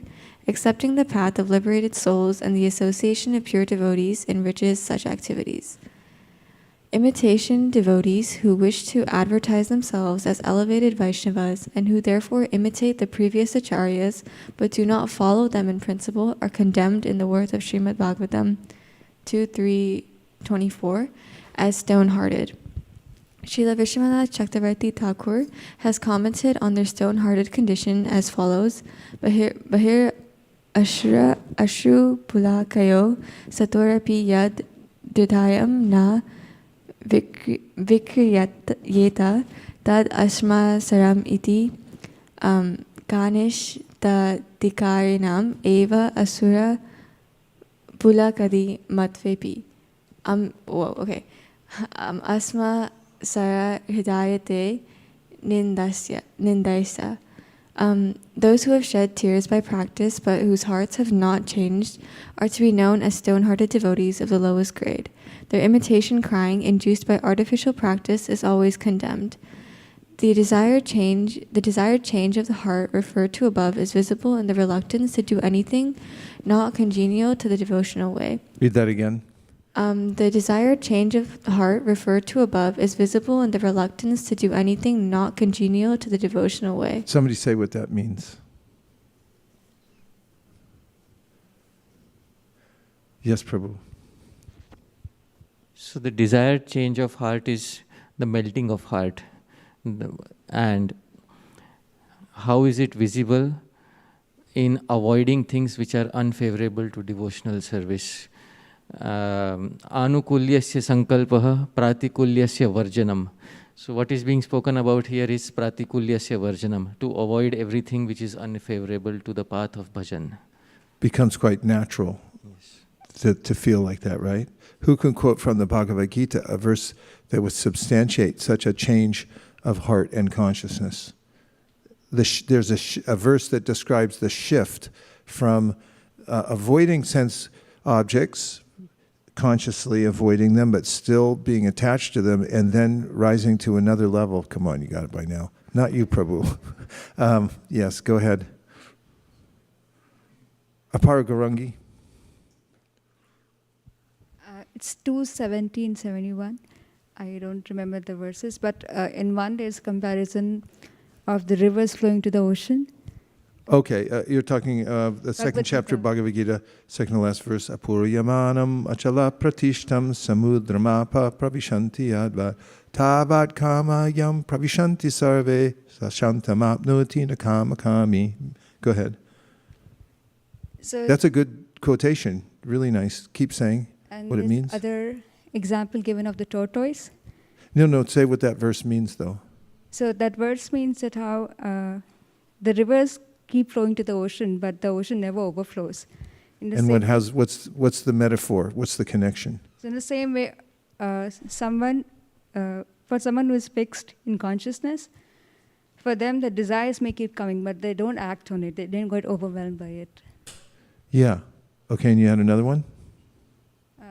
So the two verses in that section, one talks about not being disturbed by the desires, and the next one talks about the desires not being there altogether.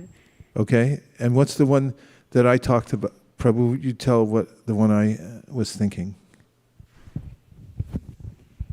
Vishya vinivartante. Yeah, that's right. Go ahead, say it. Vishya vinivartante nirahara sedehena rasovarjam rasopyasya param drishva nivartate. So can this actually happen? Tell what it means.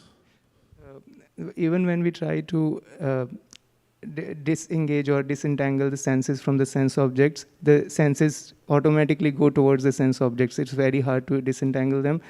But when one gets a higher taste, param drishtva, then one automatically gives up the lower things.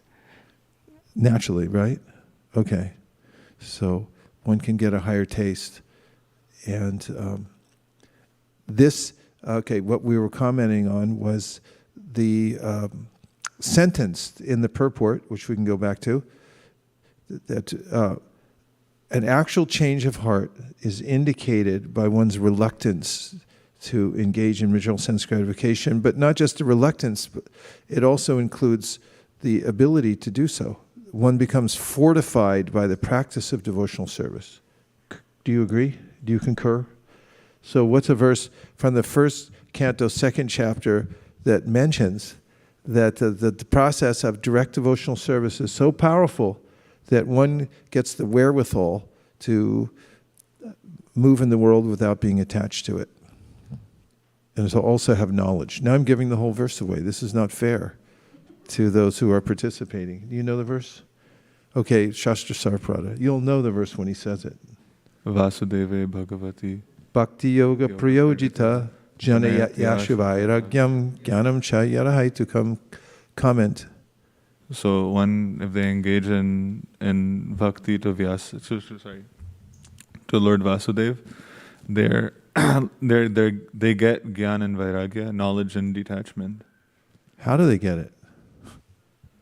Through devotional service. I need to say more about that word ahaituk.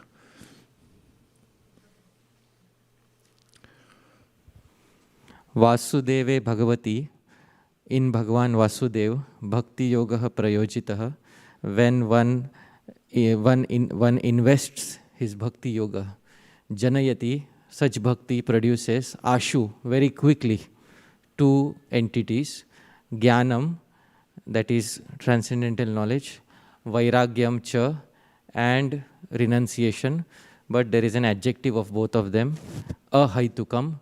Both Gyan and Vairagya have no cause, causeless knowledge and causeless renunciation.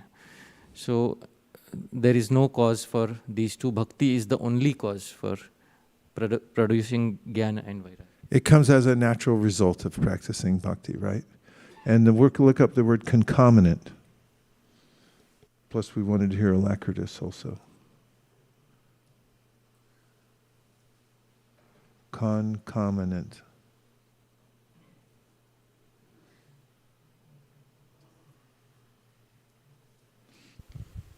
So concomitant is an adjective, and it's accompanying, conjoined with, concurrent, or going together. It's from French concomitant, and it's from late Latin concomitantem, which is nominative, and then it's assimilated with com, which means with together, and then it went to from the Roman. And then it went to, it went to a Roman term, which means provincial governor. And then it's what it is now. Okay. So it means it comes with it. So when you practice devotional service, what do you get concomitantly? Knowledge and attachment. And how's that exhibited, that you have Gyan and Vairagya? How would one be able to tell? Well, I'm going to say something about this one. So from the verse, looking back to the verse, Evam vratasva priyanama kirtya jatanurago jita drida chuta eter, Drudachita. Drudachita means druta means the melted, Drudachita. That in this verse, the commentators mention the opinion of the Acharyas, and that is that not all people show symptoms externally like crying and rolling on the ground. Prabhupada didn't show that. Sometimes it slipped out, but he was very stoic. He didn't display emotions, and he also was reticent about going into Leela topics with his disciples and so forth. He kept a clear boundary. So in that purport, Evam Vratasvapriya Namakirtya, Madhvacharya says that although some devotees may not show symptoms externally, there's always two symptoms that accompany an advanced devotee whose heart has melted. One of them is steadiness. It always shows up, because that's one thing you can't fake. You either come or you don't come. And those who show up vote with their feet. And it's like, wow, you're into this, because you're here, right? You don't have to say much more. Like if you go to school and you sit in the front row, teacher notices, right? And if you always show up on time, does the teacher notice? Yeah. So everybody notices when you show up. And the second one is mukhya prasadad, which means that whatever comes from the mouth of a person whose heart has been spiritually transformed is like prasad. It's helpful. And even if it's in the form of a criticism, it's done for the benefit of the person, because there's no biting envy that's in the heart of such a person. They're nirmatsaranam. So they're free from the quality of envy. And Rupa Goswami mentions it when he says, Krishneti asagiritam manasadriyeta dikshasti chet pranati bishta bhajantamisham shushushaya bhajana vignamananyamanya nindari shunya hrida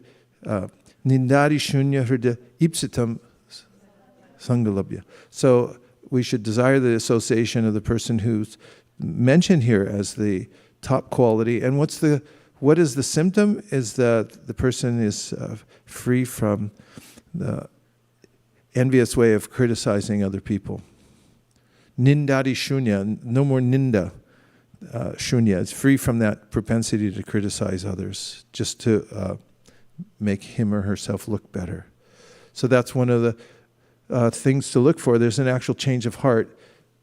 We didn't finish the purport. Let's do that. And we're almost to the end of our discussion. Just a quick Please. verse, Prabhu. I also came across this verse 255, where Krishna says the symptom of a self-realized person. When Arjuna asks, how does he walk? How does he talk? Yes.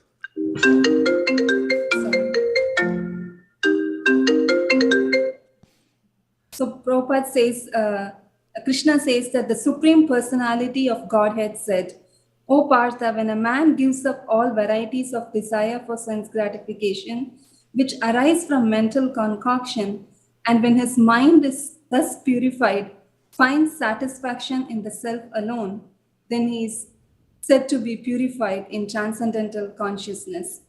In the purport, Prabhupada says how a person who is fully in Krishna consciousness has the qualities of all the great sages.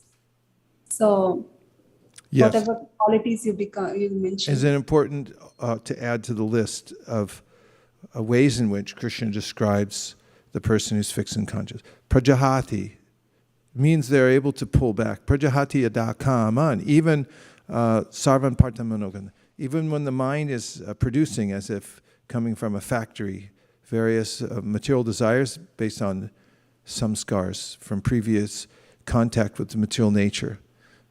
The person has the ability to be selective and not chase after them. Prajahati. Yada kaman, sarvan partamanogan, atmanyeva atmana tushta. They're tushta. They're feeling satisfied in the self. Atmanyeva atmana tushta.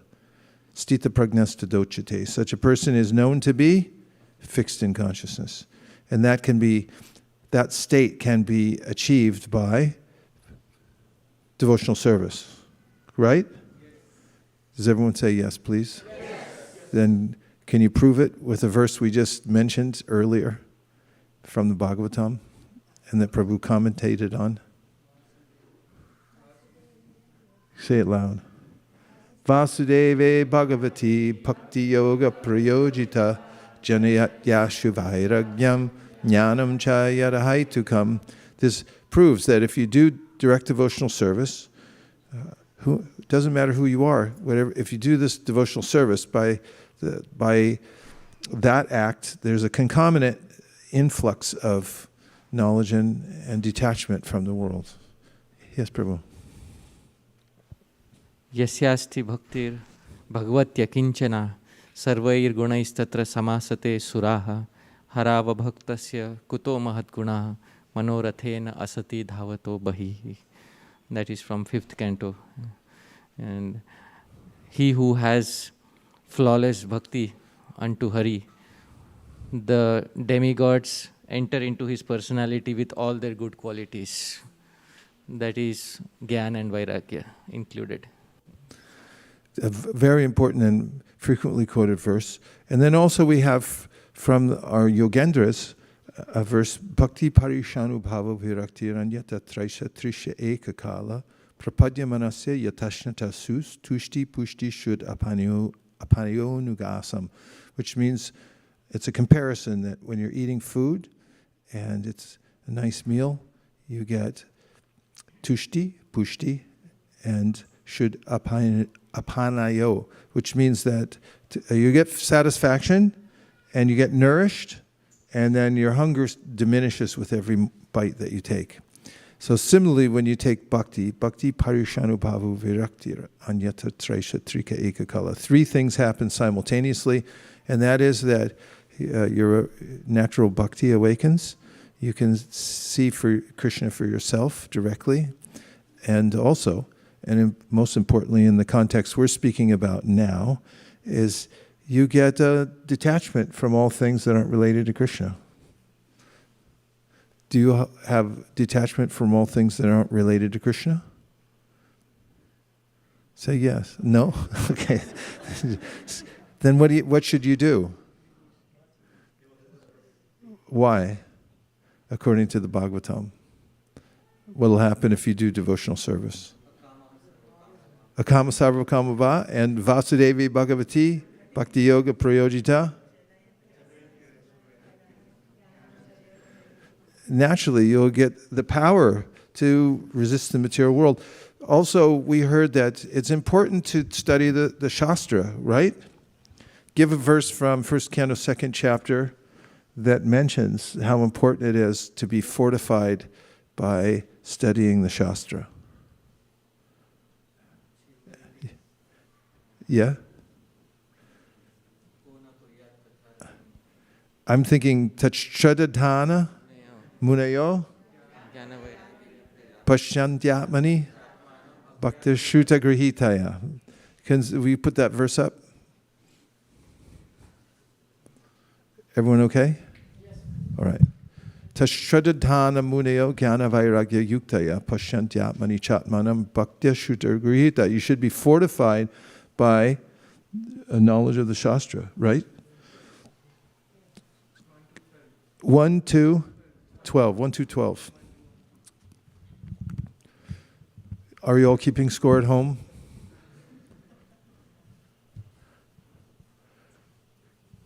We'll see it in a second. There it is. 1, 2, 12.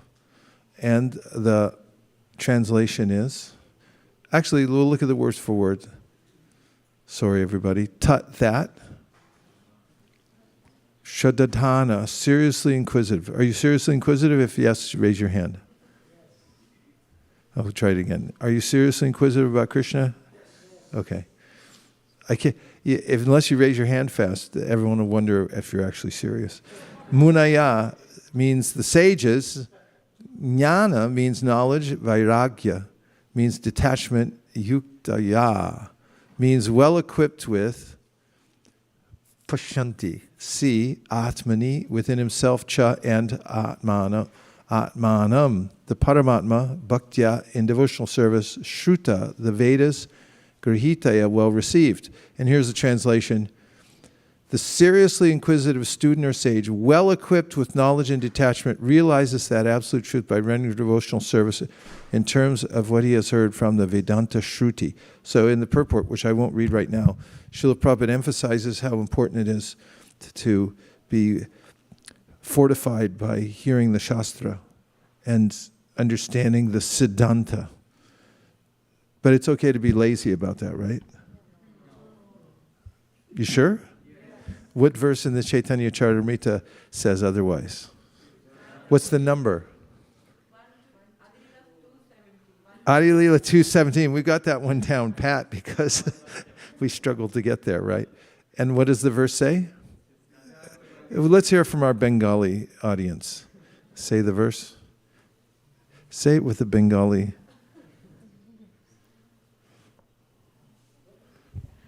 সিদ্ধান্ত বলিয়া চিতে না করো অলস ইহা হইতে কৃষ্ণে লাগে সুদৃঢ় মানস And say what it means.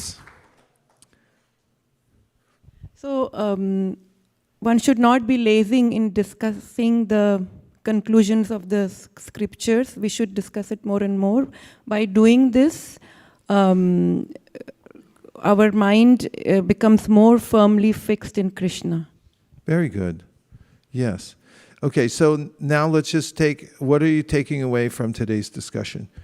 Give this any solid thing that you are going to take out in your pocket, and when you get to the parking lot, someone grabs you by the arm and said, what was that guy talking about in there? This will be the one thing that you say. Yes? Thank you, Prabhu, for the nice class. For me, it is about the verse that we were discussing at the end, Siddhanto Poliya Chittana Koralos, Yahuite Krishna Lage Sudrira Manos. So, for me, sometimes it happens, I feel lethargic to read, especially conclusions and kind of also, specifically scriptures. So, it kinds of encourages me to read more, and that's how firm determination to Krishna and his service will manifest. Thank you. Well, that's nice. You feel inspired to study and read more. Okay. What other points are you all taking away? Any lessons learned? Any special new angle of vision, Prabhu? The point of him being Tri-yuga, but even though it is mentioned that he is not seen in Kali Yuga, but there are devotees who saw him like Sri Madhavendra Puri, Sri Rupa Goswami. So it's a sort of a conflict in the heart. On one hand, he is being said as Tri-yuga. On another hand, there are still devotees who are seeing him in this age of Kali. So it reminds me of the concept of Antardarshan, that in Kali Yuga, Bhagavan is still seen within the heart. And that is what is corroborated by all the acharyas. Mama mana mandire raho nishi premanjana churita bhakti vilo santaha sadaiva hridayeshu. They constantly see Krishna within the heart. So that is what is more important in Kali Yuga, to be able to see, to have a darshan of Bhagavan within the heart, because it may not always be externally possible. So that is one very good takeaway. Thank you very much. How beautiful. Okay, let's take a few more takeaways. I had a question. Yes. I can ask. So we are saying the Lord is Tri-yuga, he comes only in 3 yugas, but what about like Buddha avatar and Kalki avatar who come in the Kali Yuga? Are they, how can't we count them as in Kali Yuga they come as incarnations? Well, you want to comment? Because the verse itself said Yuganuvrittam, so it was speaking about Yuga avatars. So Yuga avatars are only 4, and Buddha is not counted amongst Yuga avatars. So therefore, in Kali Yuga, there is a Yuga avatar, but that Yuga avatar is hidden, Channa. Thank you. Okay, a couple more? Yes. Strong takeaways that will change your life forever. Hare Krishna. Prabhu, this was from this morning Japa Circle. Okay. the ambition part that you mentioned. Yes. When you asked examples of what are the ambitions, devotees who had ambitions, I was thinking some ambitions very close to our home. The 2.2 million Bhagavad Gitas goal that we had last year, and all the goals that we set for every MSF. Those are ambitions that will help us meditate on how to attain. And the second takeaway was the verse that you mentioned about Shadbhuj. I did not know that the Karbhaja Muni's second verse was the one exemplifies the Shadbhuj. So those are the two nice takeaways. Nice. Yes, and Prabhupada mentions in a talk that he was on an airplane and he saw a man during the whole flight doing calculations. It's probably on a piece of paper back then. And he remarked that this person was counting some kind of widgets somewhere, and he put so much energy into it, and everyone's putting energy into something. They have ambition for building something, buying something, organizing something. But what is the ultimate result of what's being organized or sold? And if one looks at that and sees that it's for naught, N-A-U-G-H-T, ultimately, and then transfers that same propensity and ambition to spread Krishna consciousness, then that becomes a kind of sadhana. Kurvan nirantaram karma lokoyam anavartate. Yeah?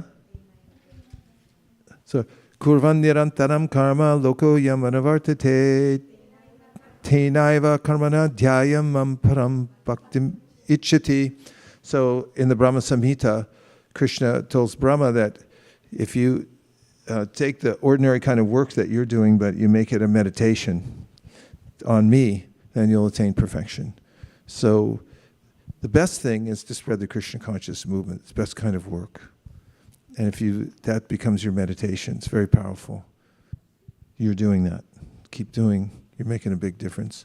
Okay. Hare Krishna Maharaj.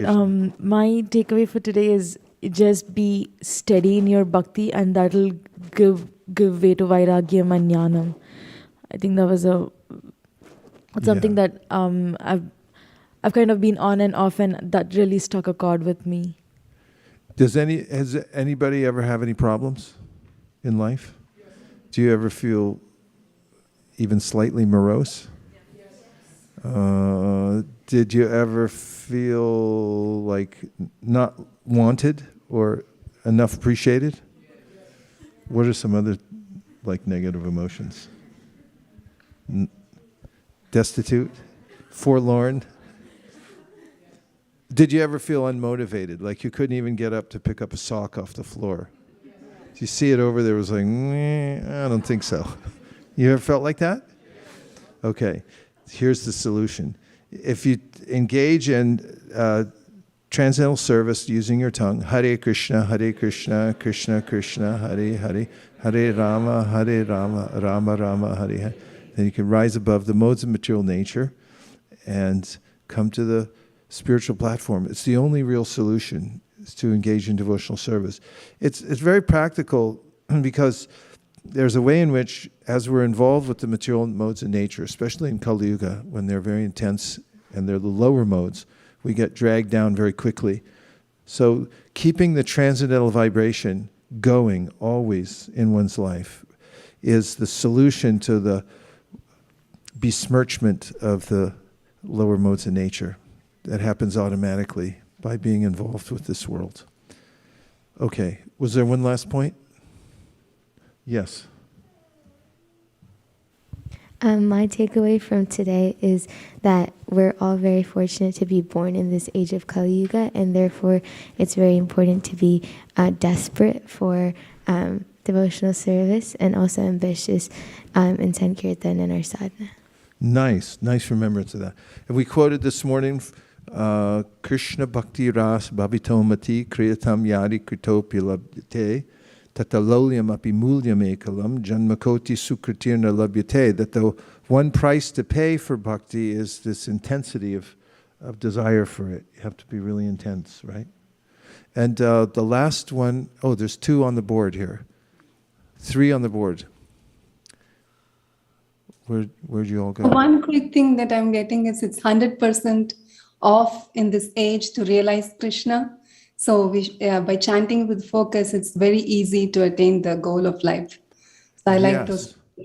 Yes, that's good to keep in mind. Thanks for reminding us that. Kalim sabhajayantyarya guna gyasarabhagina. Who else did we have on the board?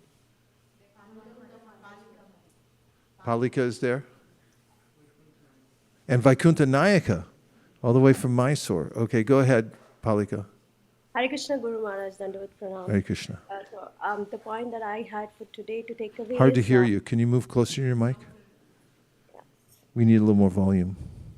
Hare Krishna Guru Maharaj, Dandavat Pranam, all glory to Srila Prabhupada. The takeaway that I have for today is during a chanting that you told about desperation and then ambition, which creates an emotion. So I want to keep that point and practice it in my chanting. We're emotional beings because we're sentient beings. So investing the emotion in chanting is very important. And what are the 3 nouns we used to describe the emotion? First one was desperation. Chant with pure desperation. Second one? Ambition. Engage your ambition for service in the mood of your chanting. And third? Contrition. So feel contrite that I've offended all living beings. You can read the Amar Jivana prayer and imbibe that and express that when you're chanting. Then it'll be more effective. Thank you. That was a really good point. And now we have Vaikuntha Nayaka, Prabhu, all the way from Mysore. Where did he go? Yes, Dandavat Pranam Guru Maharaj. I had a question on the Siddhanta Valiya Chitta Nakarayalash, that shloka, that verse. Actually, it says that it helps strengthen the mind. But is it possible that that can also agitate the mind? We see a lot of fault finding and criticism where actually devotees take recourse to this verse to say that, okay, I am just following the Siddhanta. And if I can give an example, there is a Vaishnava, there is a Vaishnava parampara where the followers of 2 sects of the same parampara, where at loggerheads to decide what type of tilak to put on the temple elephant, and they went to the court whether it should be the Vadagalai or Tengalai tilak, right? And they were all thinking that, okay, this is the Siddhanta that I are discussing. And there are such examples in our movement too.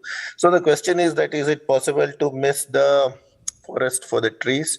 And what type of Siddhanta, is there some way in which I can check whether this Siddhanta is helping me grow spiritually, or is it actually making things worse for me? Is there some way to check this? That's the question I had. Well, the answer to your first question is it possible? And its answer is obviously yes. There are ways in which one may miss the forest for the trees by taking details of Shastra and in an argumentative mood, presenting them and for the sake of argument, holding fast to one position or another. And is there a way in which to harmonize these? And yes, there is. There's Guru, Sadhu, and Shastra. These 3 things are important. And one, first of all, has to have a background of understanding that in any spiritual process, including in our Vaishnavism, that there are various details that may be different from one process to another, or even in the same sampradaya, there may be seemingly some differences according to one's own guru's preference about slight details in the process. And if one triangulates through Guru, Sadhu, and Shastra, and comes to a conclusion based on especially Mahajano Yena Gatasa Panta, those devotees who are most clearly fixed in the process of devotional service in the same mood that you're aspiring for, then you can take shelter in that and find those points that are most important that come out in the Shastra and adhere to them.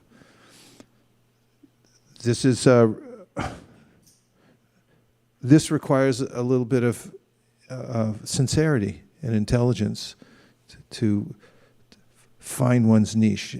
One shouldn't be argumentative simply for the sake of arguing, nor, Rupa Goswami says, should one become a bookworm and simply read a lot of different kinds of Shastra just so that one can come up with an opposing opinion or show that one has more learning than somebody else. One should be sincerely engaged in trying to make advancement in devotional service, and then one will be helped by Krishna. Tesham satata yuktanam bachatam priti purvakam dhanami buddhi yogam tam yenamam upayantite. I'd like to welcome Hari Parshada Prabhu and family who have arrived. I didn't recognize you at first, but then when you started to speak, because the mask, I think I was thrown off by the mask. But then by hearing you speak, then I could understand who you were. It kind of proved a point that a person is not known until he or she speaks. We'd like to give all of you a warm ISV welcome.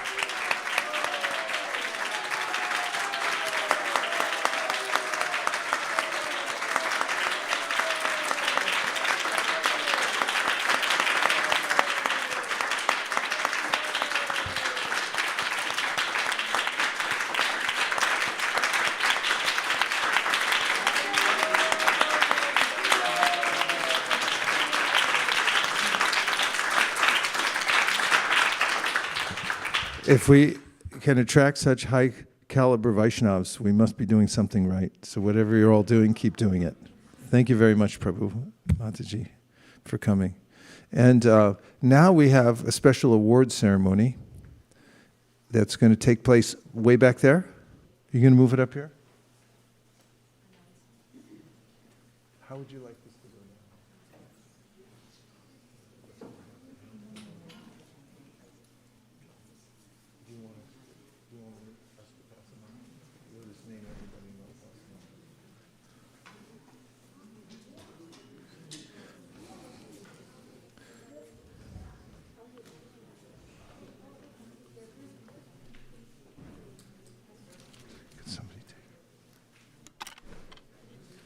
Hare Krishna, Krishna Krishna, Hare Hare, Hare Rama,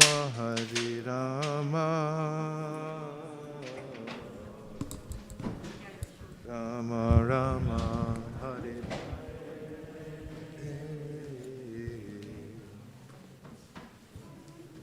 Hare Krishna, Hare Krishna. Mataji has a chair. Get a chair. She has a Mataji.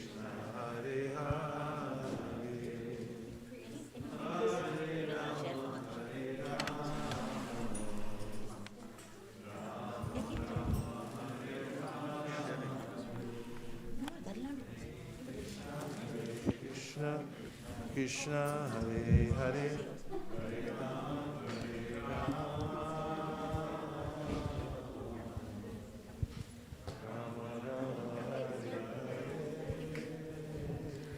Hare Krishna, everybody. We're extremely excited to give away the Gita Champion 2021 prizes. Several of you must be wondering that we're in March 2022. And because of the COVID, we had difficulty getting the trophies and getting everything done. And we're happy that it got delayed. And it's in person now, so we can give away. Due to time constraints, I'm actually going to give away Nita and Nimai's trophies and certificates first. They have a class that they have to go to. If anybody else has something that is urgent to need to go to, please let us know. So, Nitai and Nimai have, starting with recitation.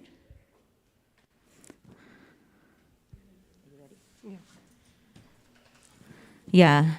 So Nimai got second in recitation, and Nitai got first in recitation. In coloring, Nitai got second in coloring. And so I'm just reading out theirs just because they can go at, all of them together. In speech, Nimai got first and Nitai got second. In essay, Nimai got second. And in quiz, Nimai was part of the team, Nitai was part of the team that got a consolation, and Nimai was part of the team that stood third. So we will just go ahead and give all of them together for them so that they could, and then we get started with all the prizes.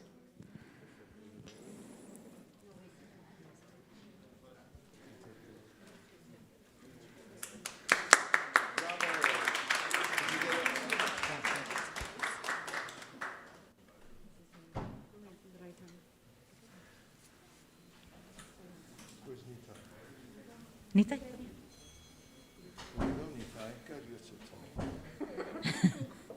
Congratulations. Yeah. You always do good. Hare Krishna. Yeah. They get these too, right? Yeah, yes. Wow. You win a lot of You stuff. got a lot of shows. This is a second prize, this is a third prize. Quiz. Yeah. Which one? Third prize. You got third quiz. Way to go. Way to go. Second translation is one consolation to him. Second prize speech. Work with people. He got second. He got second. I don't remember. Both are second.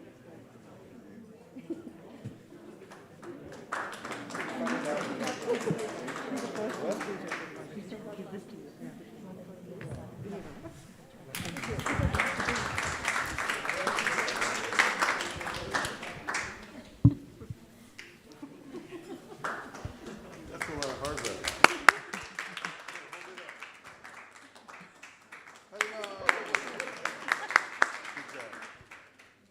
Thank you, Nimai Nitai. So we're going to get started with recitation. We had different age groups from Damodar, Gopinath, Madan Mohan, Kaishura, and adults. Damodar, first prize went to Kunjari Kataria. As if you want to come back.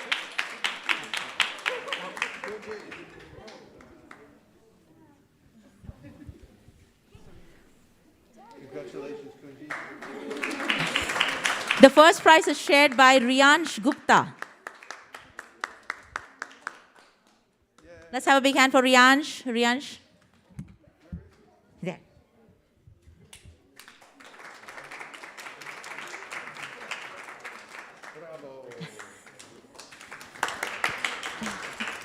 The second prize went to Geeta Priya Bolineni. She's in India. Third prize went to Pranshu Sharma. He's in Canada.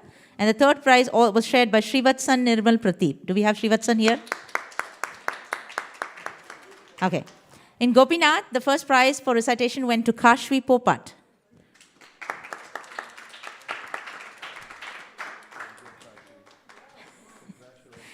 And the second prize went to Roshni Gupta.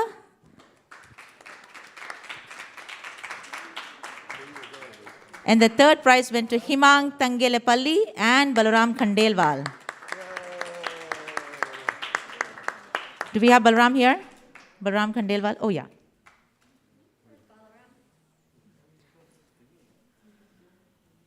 Good job. In the... Thank you, Balaram. You did good.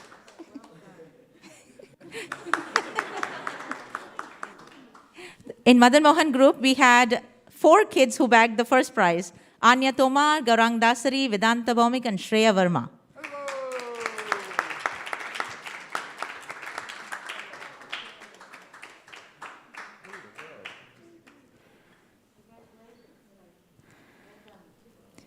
And the second prize went to Radhika Iyer. Okay, Radhika. Radhika. Hari Sankirtan Prabhu is accepting in front of Radhika.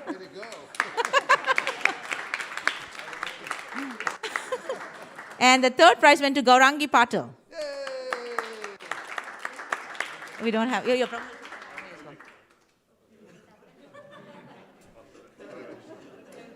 So Kaishora Nitai already got his prize. The second prize goes to Gayatri Buddharaju.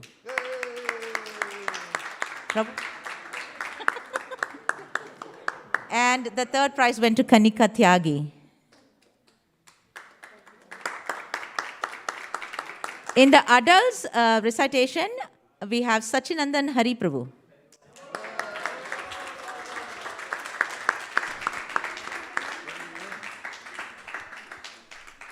First prize.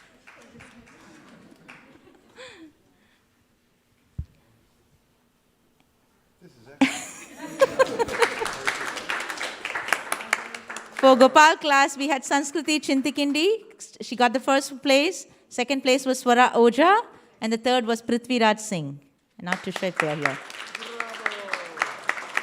We had several kids actually perform so well in the recitation, so we really decided to give several consolation prizes. So for consolation, all of them are getting medals.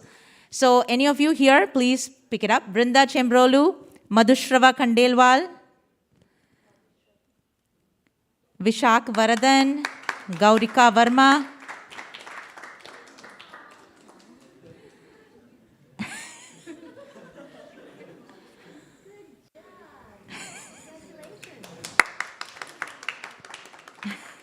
Jayesh Arnagu, Atharva Singh, Idant Nayak, Krishna Priya Iyer. He's not. Is Balram Shambrolu here? Yeah, Krishna Priya. Madhav Jaiswal. Oh yeah, here we have Balram and Vrinda Chembrolu here.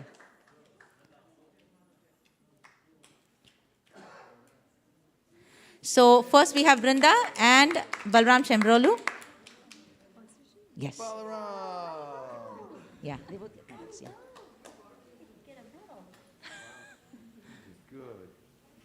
Let's keep having, you all can continue to clap for our little kids. Thank you.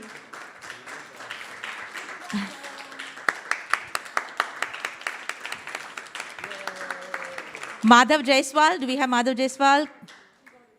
You got it? Okay. Keshav Patevar, Aradhya Raula, Vraja Devi Sundar, Gopi Priya Sriram Neni, Aradhya Narsingoju, Satvika Shettipalli, Ambarish Budaraju, Varun Kasturi, Ishan Konidena, and we also have Arush Suresh.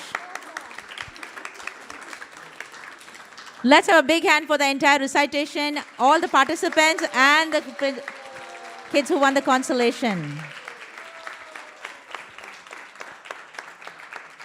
We're moving over to coloring now. In coloring, in Damodar group, the first prize went to Shrinika Balachandar. I want to see the coloring. I'll send you. Yeah. The first prize. First in coloring.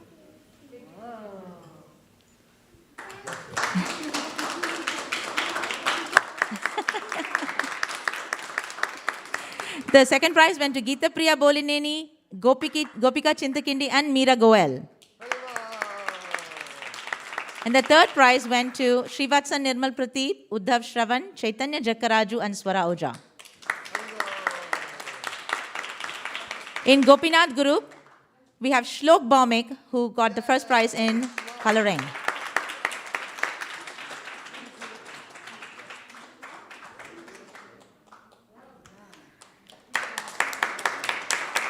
And the second prize went to Balram Khandelwal and Kashvi Popat.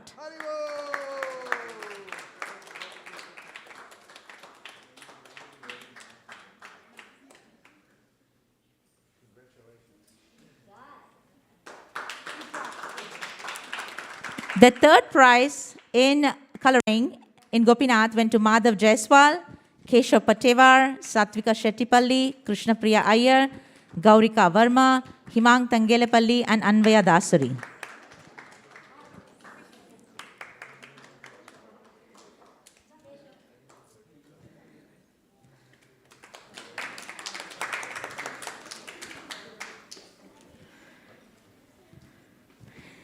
While we're waiting for that, we'll announce the Madan Mohan winners. We have Sanvi Singh, Advait Mishra, Harshit Sai Manaru, Ananya Shukla, Shreya Verma, and Soumya Singh.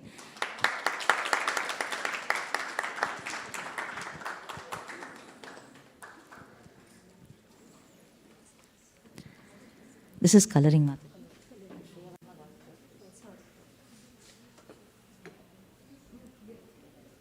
Congratulations. In Kaishora, the first one was Kanika Tyagi, the second was Nitai, and the third was Arushi Gurram. Do we have Arushi here?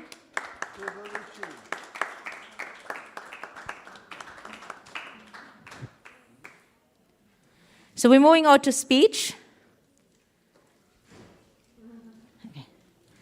So in speech, the first prize went to Srivatsan Nilmar Prateep. Is he here? No. And the second prize went to Madhushrava Kandelwal. And the third prize went to Vrinda Chembrolu, so she can be ready.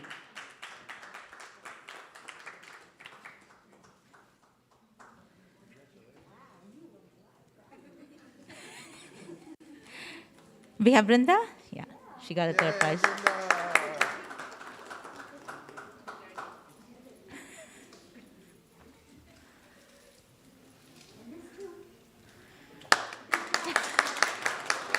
In Gopinath, we got Kashvi Popat, got the first prize in speech. Atharva Singh got the second, and Keshav Patevar got third.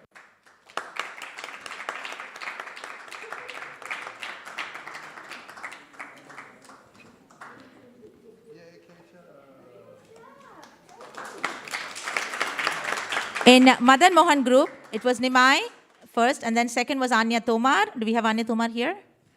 And then the third was Varun Kasturi and Radhika Iyer. Hari Sankirtan. And the consolation went to Vedanta Bomik.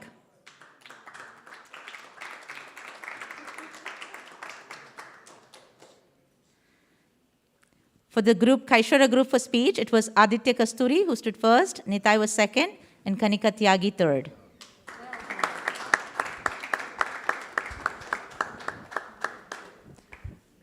Now we're moving to essay. In essay, Gopinath group, the first prize went to Balram Khandelwal.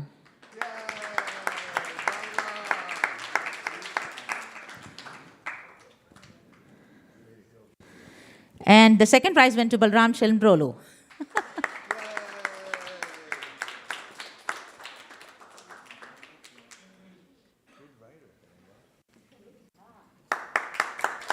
In the Madan Mohan group, we had Saumya Singh and Harshit Sai Manur getting the first prize.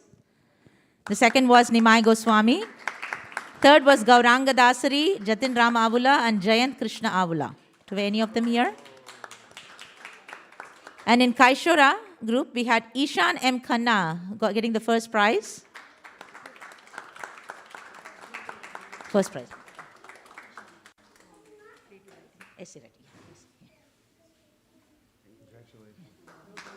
Kanika Tyagi got the second, and Saina Singh got the third. If any of you came after I announced the names, please do come towards the end. We're just going to do the last set, which is actually the quiz. We had the Baldev group won the first prize.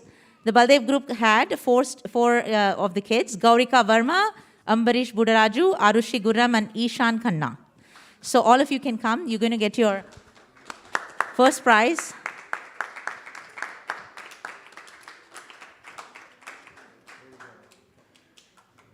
Do we have Gaurika? No, okay.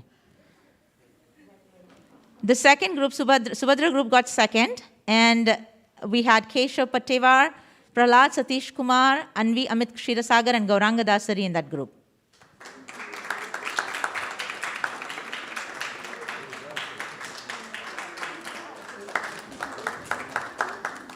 And the third was Jagannath group. We had Madhav Jaiswal, Nimai Goswami, Advait Mishra, Ananya Shukla, and Saina Singh in it.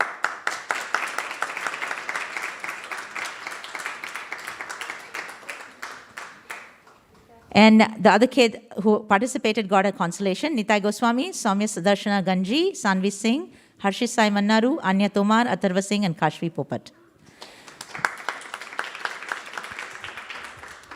Since these competitions were held online, and there are several kids who are not from ISV, so we will be shipping their medals and trophies. They got an opportunity to take part in our Gita Champion because it was COVID time. And I really want to thank all the parents who made this possible. And I don't think it'll be okay for me to not mention one particular name. Madhavi Manjari Mataji was the main head, and I really want to thank her. She did everything. She's not keeping too well today, so she's not here. I want to thank Suvarna Gopika Mataji, who's behind the mastermind behind all the trophies, ordering and picking up. And thank you, Suvarna Gopika Mataji. I want to thank all the volunteers who were part of this. There were lots of them, and I really, really want to thank them. It's just not possible without all of them. And I want to thank Vaisesika Prabhu and Nirakula Mataji for always, encouraging us. And this is probably our 12th year doing Gita Champion. So, yeah, we're going more than a decade now. Thank you. Participation? Are we doing participation? We also have participation. I know we have some kids who are here. I'm sorry, I'm just going to quickly announce those names. Do we have Manasvi Munnaru, Gopal Singh, Vihan Konidena, Raksha Kadam, Naina Manjari Mandalappu? We have Naina here, yes. Adya Surapraju, Jia Jukar, Vedant Shivakumar, Harshvardhan Konduru, Pragya Tyagi, Chinmay Oja, Ishani Bachu, Deepika Narang, Ramanuja Jakaraju, Madhav Shravan, Akshara Shastri, Ananya Jukar, Rishabh Hibane, and Giridhar Gopalganji. Oh, Shivatsan, he is here. Okay, we're going to give away his certificates. He got a couple. Shivatsan got, in recitation, a 3rd prize. And he also got, he got 1st in speech.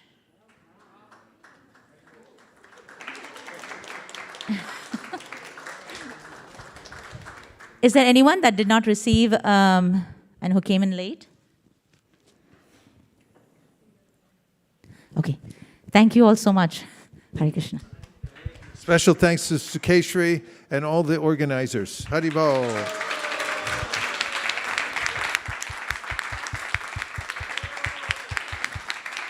Haribol.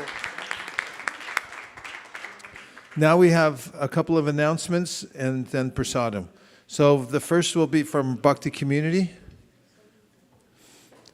to update us on the events. Welcome, Bhakti Community. Hare Krishna. So Bhakti Community, we continue to conduct our programs weekly. We have Bhakti on Monday, where we discussed conscious living amidst, I just forgot the title. Conscious living amidst devastation. Devastation was the title. And then on the Bhakti, on Thursdays, we have now BSH page by page series, which we have started for last few weeks. We discussed Bhishma's story and how he encouraged to live consciously. The Women's Circle is continuing, where we are reading different stories from Srimad Bhagavatam. And Success Sadhana, given Vaisesika Prabhu is back, we will restart from next week for Success Sadhana. And I just want to bring up, we had given books to a person called Mark. He was from corporate. And he also got a book on journey from Radhana Swami Maharaj. So he accidentally came across the distribution list, so he joined Bhakti Community. And he has been attending regularly and he's very thankful. So thank you all the devotees who share Bhakti Community to newcomers. They are really benefiting from this. So looking forward to continuing the program next week as well. Thank you so much.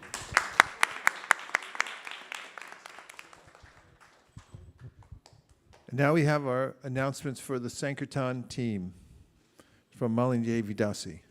Give her a big round.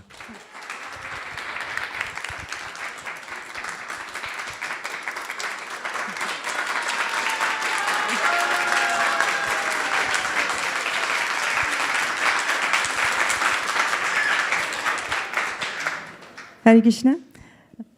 For the Gaur Purnima monthly Sankirtan festival is currently what we are doing. And the offering is next week. So this is the last weekend. And our goal is to distribute at least 108 Chaitanya Charitamrita sets. In the 7th canto, in one of the purports, Srila Prabhupada writes that our job is just to make Krishna and Chaitanya Mahaprabhu famous. So our job is just to go door to door. And now especially we are distributing Chaitanya Charitamrita because we want to tell everybody who Chaitanya Mahaprabhu is and just distribute his biography. And last week, we had a very successful weekend, door to door.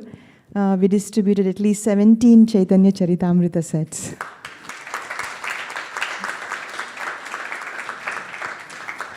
So one very interesting story, what happened was we went to one door and we talked to the wife, and the wife said, so many things, I'm very interested in everything, but my husband is sleeping right now, so I cannot make a decision. We asked him, can we make him up? No, I don't want to wake him up. And she said, I'll text you if I need the set. And then we just thought, okay, we'll leave. And we went to another door, and we found a lady who is from South India and from Tamil Nadu. And she was so shy, she was just standing behind her son, like not willing to talk.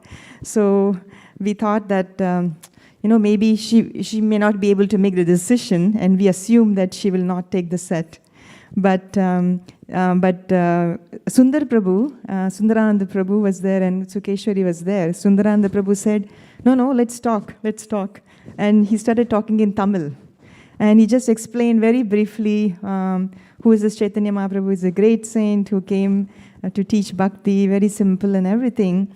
And after she heard all those things, she just asked, do you take donations or something for this? And Sukeshwari said, yes, we take donations. Don't worry, it is $100 only, but you can give whatever you want. It is $99 only, you can give whatever you want. So the lady went upstairs, and she came with a $100 bill. And she just gave the donation of $100. And then we just reiterated the principle of assume it can be done, and then you have to continue trying for every door. And there was another door where we went, and this person was a gentleman from Bengal. And when we said about Chaitanya Charitamrita, he said, I read it when I was a small boy in Bengali.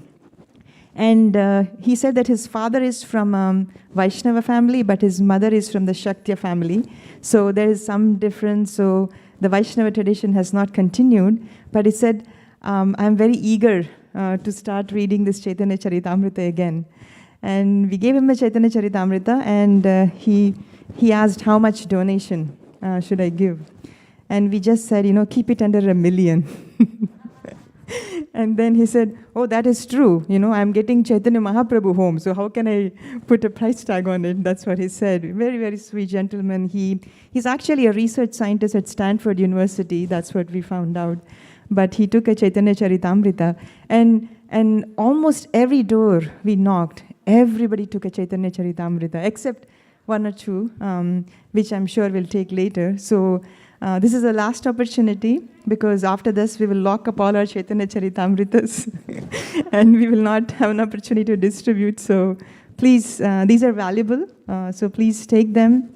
And this weekend we still have a goal to distribute at least 20 or 30. So please feel free to give them out as freely as possible. And we have spots in Cupertino, Fremont, San Ramon, and also Western Sankirtan team has distributed 3 Chaitanya Charitamritas to Westerners last weekend. So they are also distributing. So please join us and try to get some mercy from Chaitanya Mahaprabhu. Hare Krishna.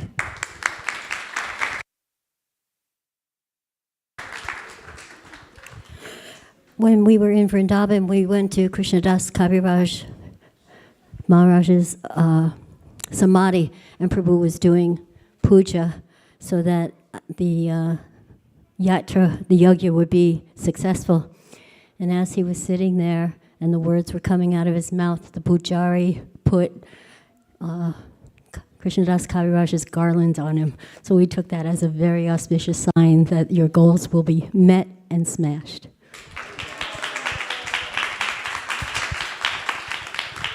Just as the way Bhadra Purnima has now become a worldwide embedded ISKCON event, so we also want the distribution of Chaitanya Charitamrita to become profuse.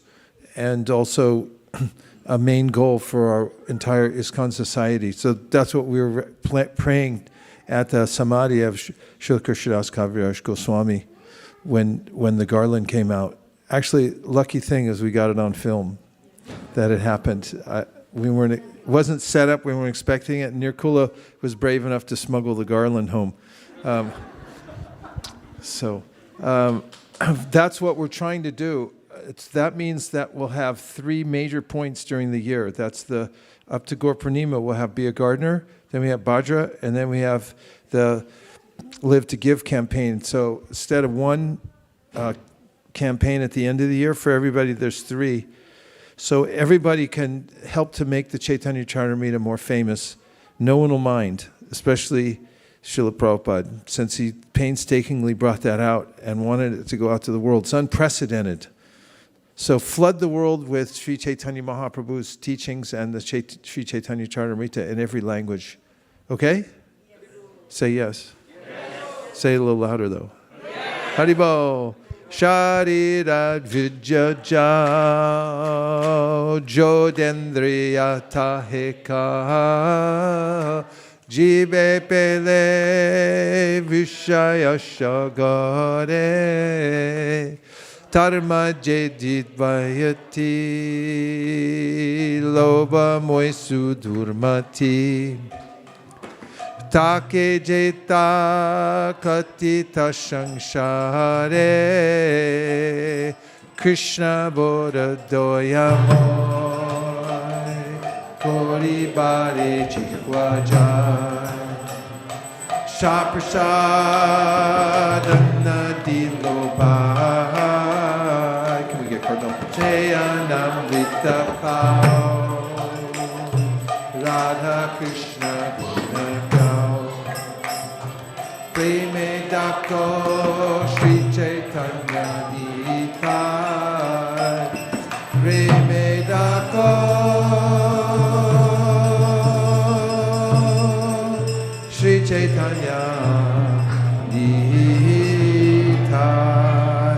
Mahaprasade Govinde Nam Brahmani Vaishnave Sapa Punya Vatam Rajan Krishna Soda Vijayate Sade Sarvatika Cheta Soya Shu Dipaya Vatishtate Mayo Provita Sukanda Vasalokara Charchita Chishta Bodhino Dasyas Bhavamayam Devahi Bhagavat Shri Mahaprashadiki Gaur Premanande Nitai Gaura Haribo Haribo Haribo Nitai Gaur Haribo.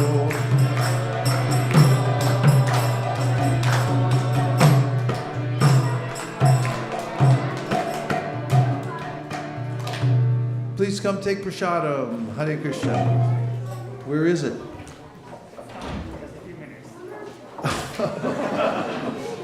I see. Okay. Vanchakalpa Rishad.